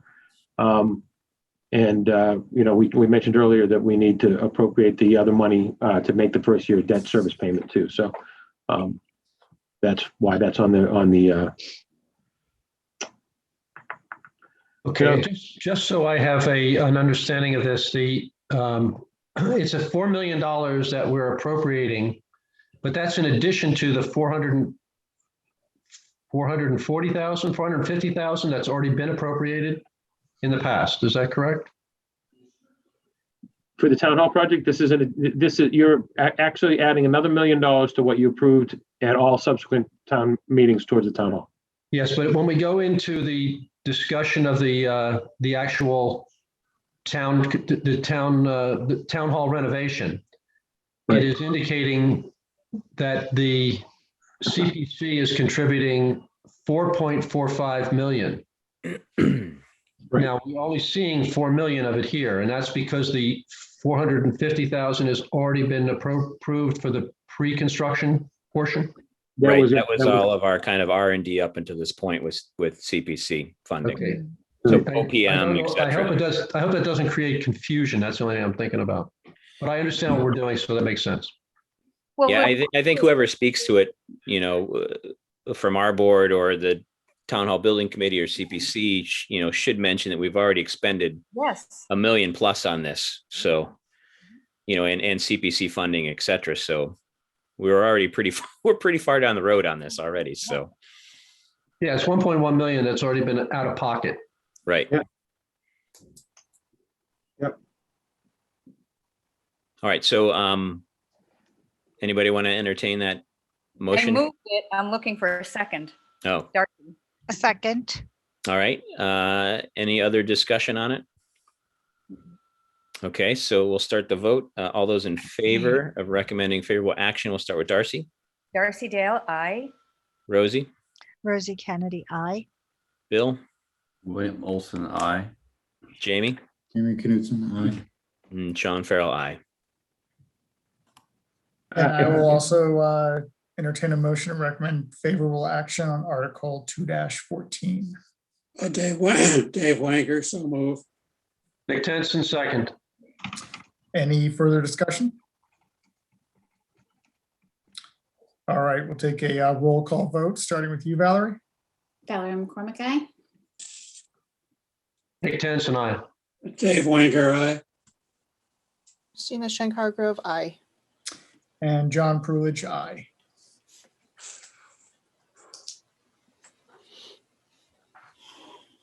All right, Article 2-15.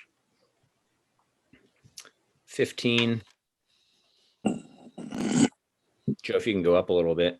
Yep, sorry. Okay. Town hall building project to see if the town will vote to appropriate the sum of money and authorize the treasurer with the approval of the Board of Selectmen to borrow said sum in accordance with the general laws, Chapter 44, Section 7, or any other enabling authority for the purpose of funding the design, construction, renovations, and improvements to and equipping the town hall located at 577 Bay Road. Excluding Costs to be paid from the Community Preservation Act under Article 2020/11 2-7 and Article 2021/5 2-15, and including design and construction of the renovations and improvements to a temporary town hall facility and the relocation costs and all other incidental or related costs, and further to authorize the Board of Selectmen to apply for and accept any federal, state, and or grants or loans available for the project, and to enter into any and all agreements related thereto, provided, however, that the appropriation authorized hereunder shall be expressly contingent upon approval by the voters of the town of by voters of the town to assess taxes in excess of the amount allowed under Proposition 2.5, so called for the amounts required to pay principal and interest on bonds or notes issued for the purposes set forth herein. And further, that any premium received upon the sale of any bonds or notes approved by this vote, less any such premium applied to the payments of the cost of issuance of such bonds or notes, may be applied to payment of costs approved by this vote in accordance with Chapter 44, Section 20 of the general laws, thereby reducing the amount authorized to be borrowed to pay such costs by a like amount, or take any action therein or relative thereto. The expected request is $3,400,000 in a 2/3 vote. And the tax rate impact would be 0.4 cents per 1,000, or $24 a year. Whoa, So moved. is that right? No, it's not. Yeah, that seems, That Seems seems, low. Oh, well, maybe it's the 22 tax That's rate. low. That's a copy paste from something else. It should be 15 cents per thousand. yeah, Yeah, it was about 90 bucks or something, right? Correct. per year. A year, about 24,000 a quarter, Right, yeah, and $24 a quarter. I mean. yeah, well, Well, let's see. I think it's $95. I think it's 95 or 96. Yeah. And the average house is 631,000. 1,000. Well, 600. Wait a minute, let's be careful here, because throughout this report, we've been using 623. So whatever we're using, let's be consistent. Well, I thought we were Okay. supposed to be using the 631, That's what I thought too. right? And I think that's what we have in our literature when we talk about the average cost of Yep. the house. Yeah, we're using 623, it looks like. Yeah, so I don't know, Rosie told me it was 631, but when I see 623, I thought that came from accounting. Yeah. Well, Well, finance. I got the 631 from Marissa. Marissa, yep. Yep, she told me that Before as she left. well. So if I apply the 15 cents per tax, and I know that's right, if I apply the 15 cents per thousand to the 623, you get 93,450. So, Do we Yep. want to keep it at 623 or do we want to adjust it to 631? it goes to 94,650 if you change it to 631. Well, I would say if we change it to 631, we have to do it through the whole. Exactly. yeah, absolutely. and that's the number that we've used. Darcy, would you agree Yes, with that? on Yeah. our handouts, we did a tour. We've been publicizing it. I will go back through, I'm making a note right now. The first thing I'll do tomorrow is go back through the document, make sure that we adjust all those to reflect 631 as the average value, and then I'll make sure the dollar amounts meet the Okay. Okay, perfect.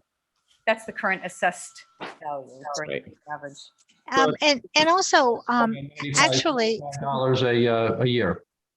one of the other important points, and I don't know if it's necessary to put it here, but the tax rate is not stagnant. It decreases by the time this. Right.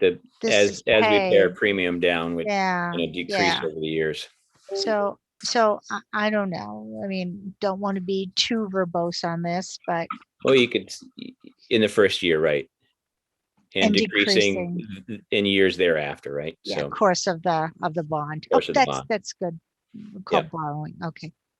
Hey, Joe, just so you know, in exhibit, I think it's for Appendix B, I think, Yeah, budget.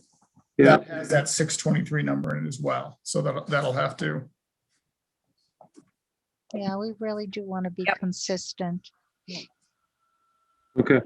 I do have a question if finance can do this. We have a beginning rate at 15 cents per thousand, and it decreases over time. What is the average? And that might be an appropriate number to put in so people can say, oh, so I'm paying this today, but tomorrow I'll be paying. right, estimated 5-year something is 10 cents or something like that, right? We do, Darcy, I don't remember who it was. Somebody gave us this great chart that had all the numbers on it. Treasury should be able to do that. Yeah, yeah. I think was it Marissa who did that? Melissa. Yeah. Okay, so we do have that. I don't Okay. know if Joe, you have it, but we could, I just want to remind everybody, these are estimates. All, even this tax rate of Even this is an 50,000 per estimate, thousand right. is an estimate based on what we know right now. It may change by the time we actually go to bond. At some point, if the project gets approved next month and we go to bond in June or July or August and the interest rates have changed, it may be slightly different. So I don't know how much we want to go into the weeds. Yeah, into I the weeds when understand. all Yeah. of this may change mildly. Okay, well, that makes sense. Okay.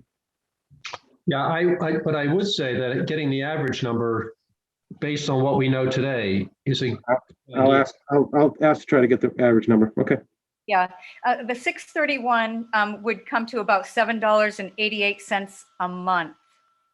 How much a day, Darcy? Yeah, exactly. Well, Pennies a day. yes. Buy now. No, my kidding. Pennies. But I mean, pennies. that's really chicken feed. I mean, $7.88 is really, Well, a That's day. that's less than your coffee on 2 days, right? yeah. Yeah. Well, it's interesting you say it, Darcy, because the way I positioned it was I took that in the FinCom numbers, I said it because we get our taxes on a quarterly basis. I just Yep. simply divided it by 4, and Right. so we're looking at something about $24 A quarter. Yeah, which is what we get taxed on. However it looks the best or the least stressful to residents, I think is the important thing. All right. So I think we left off on what, 214? Is that right? 215. Or Building 215. project 215. And we had a motion and a second, I believe. Yes. All I right. do So have I'll one question just about the go ahead. language of the warrant. At the beginning, so I'm just not sure about this. On some of the articles, it will say something like to appropriate, and it will say the sum of money. And here it says to see if the town will vote to appropriate a sum of money and authorize the treasurer, blah, blah, blah. It never says the amount. And at the end, it says the expected request is $3,400,000. I don't know if there's a reason for that. Yeah. Yes, typically the reason is at the time when the warrant is prepared, you don't have the actual number. In this case, if we do have the actual number, it could be revised to say to see if the town will vote to appropriate, in this case, $3.4 million and authorize the treasurer, et cetera. But typically it's drafted in a more general terms because sometimes the number will change, or you don't necessarily know the number at the time when you're preparing the warrant, or it could change prior to town meeting, so it provides more flexibility. I think we do know the number. Yeah, I was gonna say we know this number. Right. No, I wasn't. I But you're just thought talking the in general. question was No, more that makes sense in nature. general. Yeah, as opposed to Yeah. specifically with respect to this article. Got it. So in this one, it makes sense to put it in now, which Yeah, I Joe agree. has done. Thank you. Good catch, Christina. Yeah, and I think at STM, that number was changing up until like even beyond print time. Yeah. Right. We drafted it this way for that. Right. facility. Gotcha. Okay. All right. So a roll call vote for those in favor from the BOS. We'll start with Rosie, Rosie Kennedy, aye. Darcy, Darcy Dale, aye. Bill, Wim Olson, aye. Jamie, Amy Knutson, aye. and myself, Sean Farrell, aye.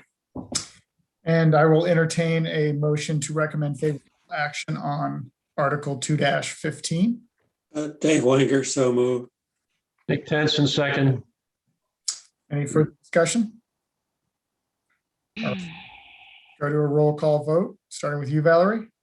Valerie McCormick, aye. Nick Tenson, aye. Dave Wenger, aye. Christina Shankar-Grove, aye. And John Brulage, aye.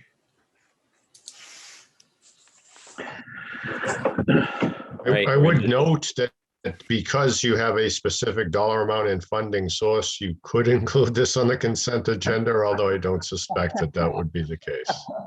There'd be If we quite an lived in a perfect uprising. world, maybe we could, but That was it depends whose perfect, version of perfect we're talking about, right? So, perfect time for Quite Lisa in- to the meeting. Thank you, Tom. You're an optimist. I love it. All right, we're into the threes now. So section 3, Article 3-1, the acquisition of easement to alter the layout of Tobacco Road. To see if the town will vote to acquire a permanent easement for all purposes for which public ways are commonly used in the town, and a temporary construction easement from the town of Manchester by the sea in and on under the parcels of land approximately shown as proposed permanent 40-foot easement, 33,530 square feet, or 0.77 acres, and proposed temporary construction easement, 20,916 square feet, or 0.48 acres, on a plan entitled Town of Hamilton and Town of Manchester by the Sea Proposed Easement Plan, prepared by Woodard and Curran, dated February 2021, on file in the town clerk's office, as the same may be amended, which acquisition will after the layout of Tobacco Road to include said parcel of land, and to petition the Metropolitan Area Planning Council to discontinue any portions of the existing layouts of Tobacco Road lying outside the altered layout, and to transfer the care, custody, and control of said discounted portions from the Board of Selectmen for public way purposes to the Board of Selectmen for the purpose of conveyance, and to authorize the Board of Selectmen to convey to the town of Manchester by the Sea all of the town's right, title, and interest in and to said discounted portions, and further become the Manchester property is subject to a conservation restriction held by the town, to authorize the Board of Selectmen to petition the general court pursuant to Article 97 of the amendments to the Massachusetts Constitution, to change the use of a portion of said conservation property, and authorize the town of Manchester by the Sea to convey the public way and temporary construction easements of Hamilton to Hamilton, and to accept a conservation restriction in the discontinued portions of Tobacco Road, or take any action therein. So moved, Darcy. And second, Rosie. All right.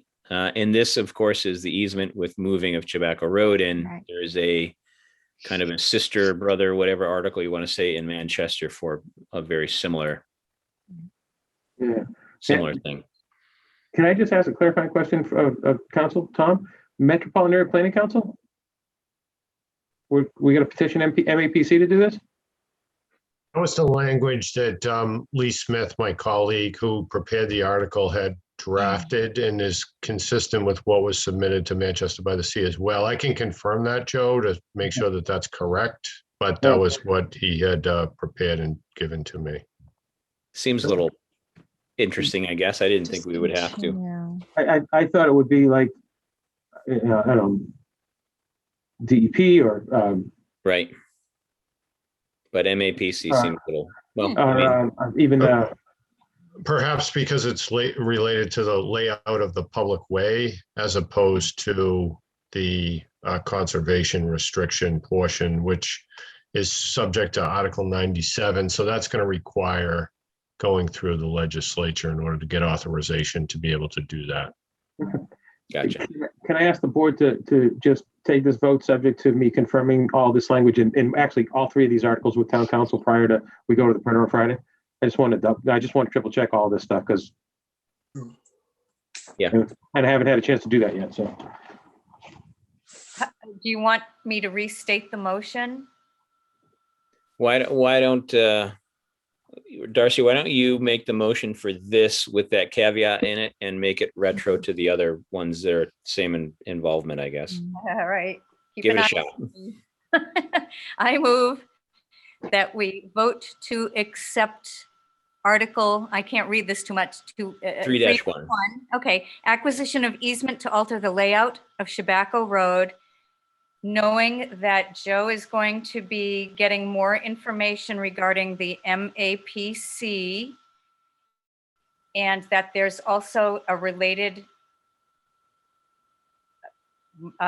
measure or article. Is that what you were suggesting? There's a brother or a sister article related to this one, In Sean? Manchester, In yes, correct. Manchester. Manchester by the Sea. All right. you.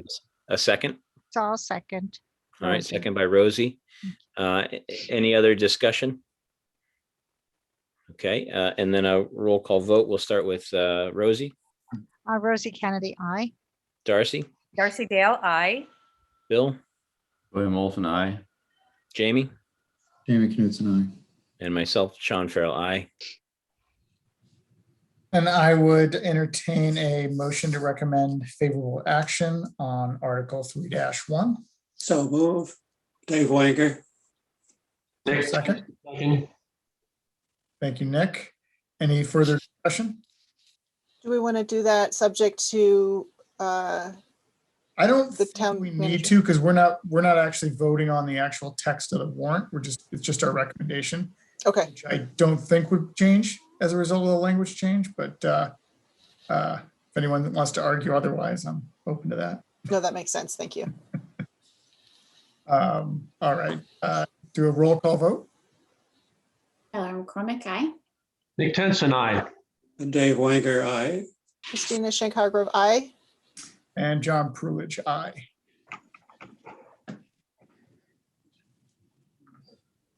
All right, 3-2, PPA for solar project.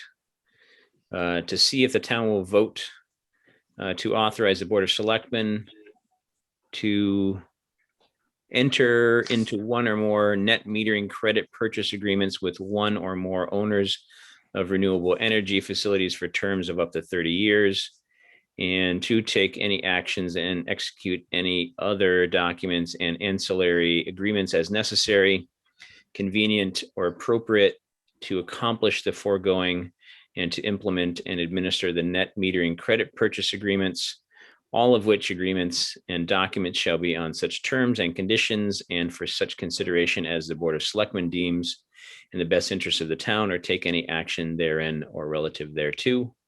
And this is obviously to put some solar panels on the library roof for a period of up to 30 years. So moved, Darcy Dale. Second, Rosie. All right, any discussion? All right, I just have a question on PPA. What is that an acronym for? Power purchase agreement. I wonder if we should write that out somewhere so that I people know. will know that. yeah, why don't we write it out? Yeah. I mean, I know what it means, but I would assume many people don't know what it means. Right. Well, you're way ahead of me because I did not. I think that looks better. Yeah, yep. Thank you. All right, so a motion and a second. So we'll take a roll call vote. We'll start with Rosie. Rosie Kennedy, Okay, I know aye. that's appropriate for me to discuss. Yeah, go ahead, Nick, if you want to say something. In this morass of different people who do these kind of power purchase agreements, is this, do we have some kind of expert who's working with Yeah. us? Yes, we Vicky have Moscone, Vicky, our I Energy forget her title. What's her Energy title? manager. manager, and she's an engineer, and she helps us do all of the solar throughout town. And she does it for Wenham too, and the school district. Very good. All right, She's really Darcy, Aye, Darcy Dale, aye. Bill, William Olson, I. Jamie,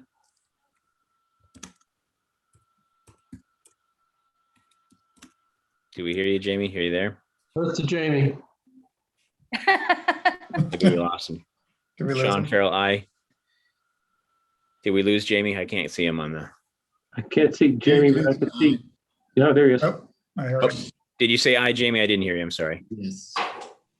I said aye. All right, thank you, Jamie. All And right, I will John. entertain- And I will entertain a motion to recommend favorable action on Article 3-2. So move. Dave Wanker. Nick Tenson, second. Any further discussion? All right, roll call vote, starting with you, Valerie. Ellen McCormick, aye.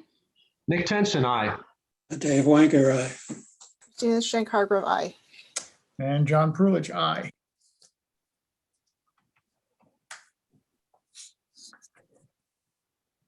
All right, Article 3-3. Actually, before 3-3, can we do consent motion on that, on 3-2? Yeah, right. Yes, in my opinion, you can. Great. All right, 3-3 pilot for the library solar project. To see if the town will vote to authorize the Board of Selectmen to enter into agreement for payment in lieu of taxes pursuant to the provisions of general law, chapter 59, section 38 HB, or any other enabling legislation on such terms and conditions, and for such terms of years as the Board of Selectmen deems in the best interest of the town, for taxes attributable to a solar facility to be installed, owned, and operated by blank entity or its affiliates, successors at or assigns in the library, on the library roof located at 14 Union Street, assessor's map blank, parcel blank, and further to authorize the Board of Selectmen to take such action as may be necessary or convenient to carry out the vote taken hereunder, or take any action therein or relative thereto. So moved. Darcy Dale. All right, thanks, Darcy. Second, Rosie. Thanks, Rosie. Any discussion about the pilot? Yes, could you just explain what that means? I know what pilot is, but I don't know who is actually providing the payment in lieu of. We don't know yet.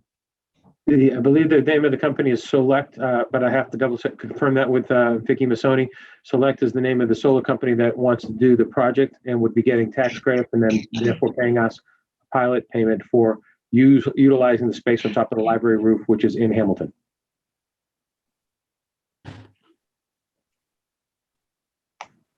That satisfy you, Nick? And we'll fill in these pieces here. I have to get the map and parcel number out of the assessor's office and stuff, but that's. It's not supposed to so much to name it, but what's happening is whoever is doing this is providing what? So basically, the solar you already get because it's an agreement. What are they getting? Or what are we getting from them? What additional amounts are we getting? We're getting kind of a vig from the energy that they sell back to the grid, right? Isn't that part of the 3-2? 3-2 is the power purchase agreement. So they're selling energy to the town at a discounted rate typically. So they're selling credits to purchase energy typically at some price below market. 3-3 is that all real and personal property located in the town is subject to taxation. So the solar panels, which are owned by the developer, would otherwise be subject to taxation.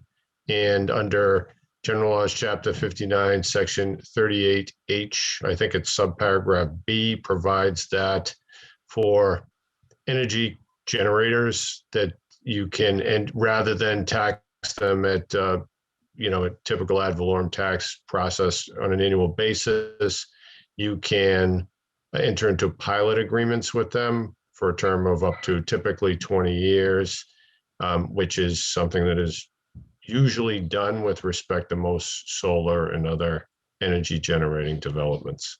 And what have we agreed as to the amount? You haven't yet. It will be agreed to by the Board of Selectmen when it comes time to negotiate that contract. There still has to be an assessment made of what the value would be and therefore what the relevant tax would be. It would generally be less than what they might actually have to pay in taxes, but that's usually tied to the PPA agreement, which also has to be negotiated by the Board of Selectmen. Thank you. They gave us projections or illustrations, right? Yeah, they'll give us those when the board sits down to negotiate those contracts with town council. And it'll be based on kind of what the market's doing at that time, and their pro forma will be projecting what they can expect to be able to sell the electricity back to the grid for, minus the deduction to us in the PPA. The difference in their pro forma will include a set dollar amount for the entire 20 years, or at least a predictable increase in the dollar amount rather than just be subject to annual taxation. That's the purpose of the pilot, to help their pro forma work better. And there was also recent legislation, which you may have seen, which was adopted. The latest environmental bill included some language in there that will affect, to some extent, the valuation of solar and wind facilities. So Joe, Vicky gave me a figure as to the anticipated pilot amount, but that's yet to be determined, you're saying? Yeah, it won't be, it won't be determined until it comes time to actually sign the contract, but this is the first step. The Board of Selectmen, this is basically authorizes the Board of Selectmen to enter into that agreement. So it could be that, David, to your point. Yes. Okay. We're anticipating it somewhere in that ballpark anyway. Right. Thank you. Right. Did we have a motion yet? We have a motion and a second. All right. All those in favor of recommending favorable action, we'll start with Darcy. Darcy Dale, aye. Rosie, Rosie Kennedy, I. Bill, William Olson, aye. Jamie, Jamie Knutson, aye. and myself, Sean Farrell, aye. Now I'll entertain a motion to recommend favorable action on Article 3-3. So moved, Dave Wanker. Nick Tenson, second. Any further discussion? All right, roll call vote, starting with you, Valerie.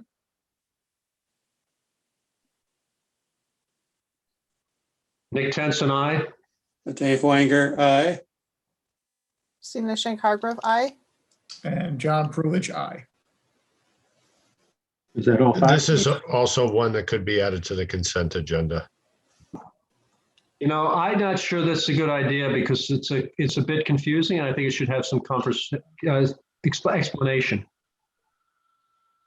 Right, I said it could be, it doesn't have to be. I'm just throwing in my recommendation. Sure.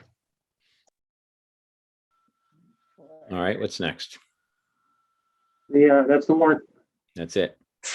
All right. So let's compare notes here on consent agenda. We had two. I kind of started at 2.5, but there was at least one before 2.5. 2-1, 2-5. 2.1. 2-5, 2-6. Yes, Joe, if you could go up to 2.1, we can just go right, Yep. kind of scroll right down. Yeah, Yeah, 2.1 we can put on consent. Right, we jumped to 2.5, 2.6, 2.7, 2.8, 2.9. Yep, 2.5, 2.6, what was 2.8 again? 2.8 was HDC. Yep, let's put that one on. 2.9, OPEB. 2.10. What was 2.10? I put a question mark by that one. And Do we want to put that one on the consent? 2.10? Yes, I think we should, and somebody could opt to hold it and discuss it individually, Okay. but it's not going to cost the town anything, Right. so No, I right, don't so- see a problem. Yeah. I'd agree. And then as the well. only other ones I think were 3.2 and 3.3 that I thought, and I think to Nick's point, I think both of those could be on consent, but it is a kind of a new agreement and it may be a little confusing with both the articles. So maybe a brief explanation instead of those two on the consent would be good.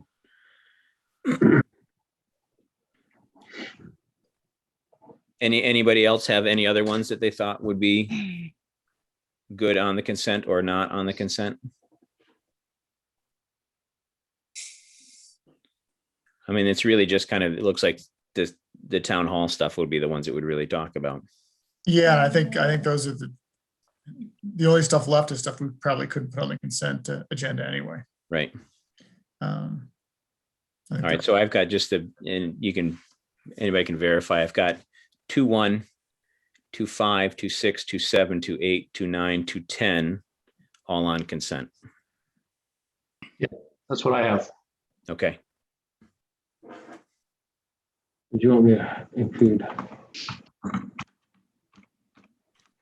So 2.1, 2.5, 2.6, 2.7, 2.8, 2.9, 2.10. All right. That's it. That's Okay. right. And then Joe, you'll update all those valuations to 631 and adjust the tax rate impact. Yep. And then you'll verify MAPC in the language in And then, whatever it was for the easement. Yep. I think that's it. Is there anything else that I'm missing?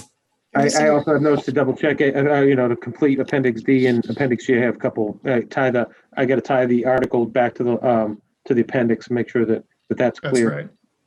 I think, Joe, The only other thing that I noticed, Joe, was there were a couple articles that require CPC recommendations to be added in, which Yeah, aren't Yeah, I in there just have yet. to, I So, just have to get that out of the record. They were already voted by the CPC at their meetings that put them forward this far. I just have to get the number of votes because I'm not sure how many members were present. So I have to get that.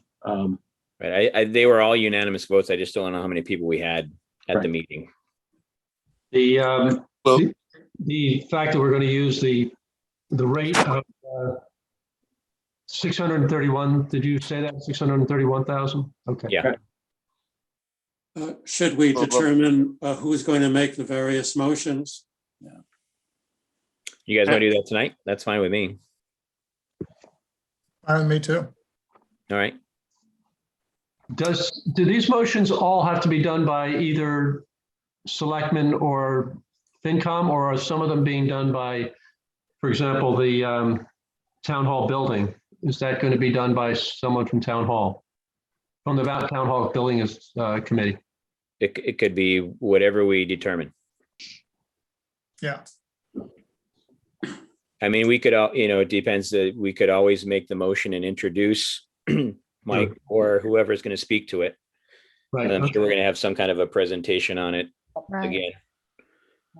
again. Joe, you And just same- need a and- comma after 2-9. It's driving me crazy. There you go. Sorry.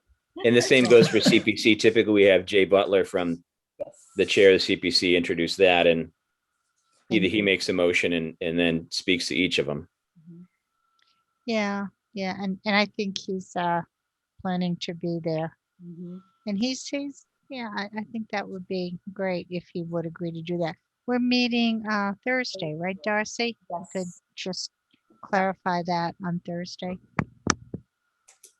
So for script purposes, we just need to know who's going to make various motions. Right. So let's go up to the top, Joe, if you don't mind. There's no need to be taking action here, right? Well, first of all, I think we do the consent. Who's going to do consent? Right, there we go. Who wants to be the hero? The BOS person that does consent, I believe. I'll do it. I can do Okay. it. Sorry, Rose, go ahead.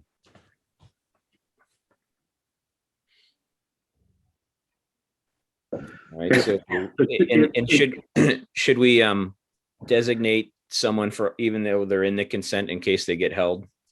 Yeah, we'll do backups. I can do anything that gets held. That's why I'll volunteer. It's hard lifting there. Well, if it gets held, then the person who's holding it would speak to it, correct? Someone's got to move it. We're gonna move it. Right. right? That's, Bill, if you want to do that, if you want to move the ones if they're held, that's fine Yeah. with me. Yep. So 25, 26, 27, 28, 29, 210 would all be Bill. I'm sorry, could you repeat that? Was it so 2-1, so all of them would be Bill? If Yeah. they were held. Okay, If they're held, Bill will move them. okay, thank you. Right, so 2-2. 2-2. Someone from FinCom want to do that one? Exactly. Anyone from FinCom want to jump on that one? Yeah, I'll do that. All right, Nick. Nick Tenson. Yeah. I'm just confirming so that Tom will know. Yep. Thank you. And then Can I ask a quick question? Why would 2-2 not be on the consent agenda? Needs a It's a 4/5 4/5. vote. It requires Sorry, 2/3. thank you. yeah, if you put on a 4/5 vote, Here. everything is a 4/5 Is a vote. 4/5 Yeah. vote. Yep. Thank you. 2-3, the general town appropriation. I'll take 2-3. That's okay Okay. with everybody else. 2-4. I can do that one. This is Christina. You Okay. get that one, Christina? Thank you. And then we're good up until 3-1, right? No. No. No. 2-11. 211. Oh, 2-11, sorry, excuse me. Stabilization fund, right? Yep. Anyone from FinCom want to jump on that one? Sure. I'll step on it. I don't want to jump on it. All right, David Wanger for 2-11.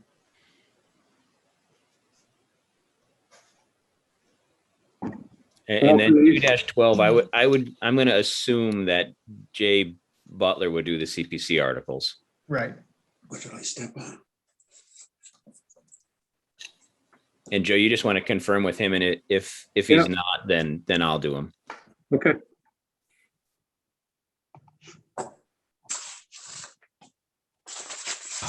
So he'll do 13 and 14 also? Yeah. Yeah. Probably. 2-15. Darcy, you want to flip a coin? I'm sorry, what was that? Do you want to flip a coin, the town hall building project? And is that 215 or? Yes. Okay. Well, maybe we can double team it. I'd like to know Every what other word. what our meeting is going to, I don't know, is this just to, It's just speak to to make the the motion. article to Just the introduce it? motion. And Just the move it? motion. And, okay, yes, I will do that. That's fine, unless you want to, Rosie. Darcy, you get first choice. If you Oh, don't I'll want do it. to, okay. All right, so Darcy I'll do will it. make the motion for 215. And then Joe, you'll also find out with Mike Toomey what they're thinking about for presentation and where they want it in the meeting, and speak with Bill Bowler about it as well, I would assume. Yeah, I think that between knowing that Darcy will move the motion, then Bill and Mike and Jay can all figure out how the different entities, because you may get up and decide that you want to have a discussion once, as you did last year, but with 2-14 and 2-15. So Jay will move 214, Darcy will move 215, have one discussion, separate votes. So we only have to do the presentation one time, for instance, but. Right. I think that makes sense. Yep. Similar to kind of what we did Yeah. last time with it, right? Yep. So, It was a good solution. Okay. 3-1. What's that one? I'll do the that. easement. Conservation, that's me. All My right, middle name. Okay. so Rosie for 3-1. Yes, please. And I actually know what it's about, so that will be helpful. And then we've got 3-2, the PPA for the solar project. I'd normally say we make Nick do that since he wanted to keep it off the consent motion, but Valerie, if you want to take that one, or anyone Yeah, else? I can do that. That's fine. Good one, John. I like that. Trying to set up incentives for future, All right, and then 3-3, the pilot motion. I can do that one, Sean. I probably won't have anything to do. All right, so Bill on 3-3. Listen to him. I'm Wait, assuming he's hoping nothing gets held, and at the same time, he's hoping something gets held. So he'll have a job. Okay, he'll have a purpose. All right.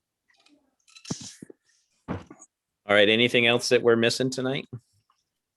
Could I ask the moderator, Mr. Bowler, if he's here, what's his intention as far as reports, Article 1-2? Last year, you basically eliminated reports. We're still in the pandemic. Things are a little bit better than they were last year. But what should we plan? Should we plan to have any town reports delivered?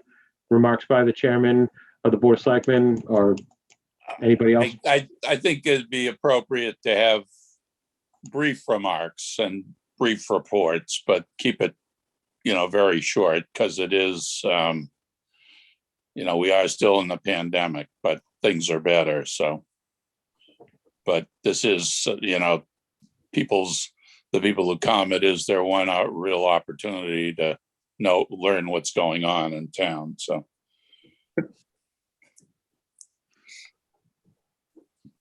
So I'll work with the board then to identify who you want to put for Mr. Moderator, and we'll make sure that they know that he's going to have a firm eye on the time clock. Right, I'll bring the Cliff Notes version, right? And Joe, are you trained now in the clickers, or did the company have to come back one more time? Pat Shannon's actually been practicing with him. He'll be there on town meeting day to operate the system, and he's feeling fairly confident, although he does have the ability to reach out to the vendor and get a refresher. But he's actually been working with him. He thinks he's got it under control already. So, and we still got a couple weeks to go. So And is it- I remember the issue last year was that not all the clickers were displayed up on the Yeah, I was just going to screen. say Is that, Rose. the- We want to make sure that we Yeah. can see everybody on that screen or scroll through the screens. Yeah, I think we only did like 100 on a screen or something like that, and we Yeah. had 120 or 120. 125 people or Yeah. something. I'll work with him on the display and see what we can get. I mean, if you have 500 people show up, it might be hard to get, as we did last year, it might be hard to get 500 on one screen, but we'll work with Pat to be able to ensure that we are at least toggling between screens or something if we have to have more than one screen. Split screen or something, yeah. Just Thank so it would be a number on the screen, not the name. Right, yeah. You're right. You're just going to see the number of the whatever device you've got in your hand. Right. I don't want to go down the route that Wenham did with displaying the names, because the whole point of this is to make it anonymous voting. So Right. it defeats the purpose. And I will just say to Bill Olson, you are my hero. That was such an amazing suggestion that you made, and thank you. I think it helped a lot of people to feel more comfortable. So I know we want to move on, but I just wanted to. And we make a got the CARES special Act to pay thanks. for it, so even better. So thank you. Even Ah! better. Right. And I Bill, you're think that just fabulous. cutting an hour out of each meeting is huge. It is huge. There are lots of benefits to it, and it was just a brilliant suggestion. Thanks, Rosie. Any other things, Bill, for town meeting that you can think of? No, just we'll try to keep it moving along and get in and out. Are we going to have coffee or anything? No. I don't think we can really until the government Yeah. lifts the emergency order. Yeah. You know, we're kind Okay. of in a holding pattern for the Oh, time right. being. Oh, yeah, that makes sense. Anything else from Board of Selectmen you want to add tonight? Take I a think motion to adjourn. Hey, that's Darcy's job. I move that we adjourn for the evening. All right. Second that. All right. Thank you, Bill and Darcy. Roll call vote. We'll start with Bill. William Olson, aye. Great meeting. Aye. Thank you. Yeah. Jamie, Aaron Knutson, aye. Darcy, Darcy Dale, aye. Rosie, Rosie Kennedy, aye. myself, Sean Farrell, aye. David, is there a motion you want to make? What you have in mind, John? I'd like to continue this meeting for as long as possible. But I'll make a motion to adjourn. You can Is there a stand as second? long as you want, David. We're going to Thank you. Thank you. Second, Nick Tenson, second. All right, all in favor, roll call vote. Start with you, Valerie. Valerie McCormick, aye. Nick Tenson, aye. Dave Wanker, aye. Tina Hargrove, aye. John Pruitt, aye. We are adjourned. All right. Thank you, all. everyone, very Be much. well. Good night, Comments, everybody. everybody else? Thank you. Take Aye. care.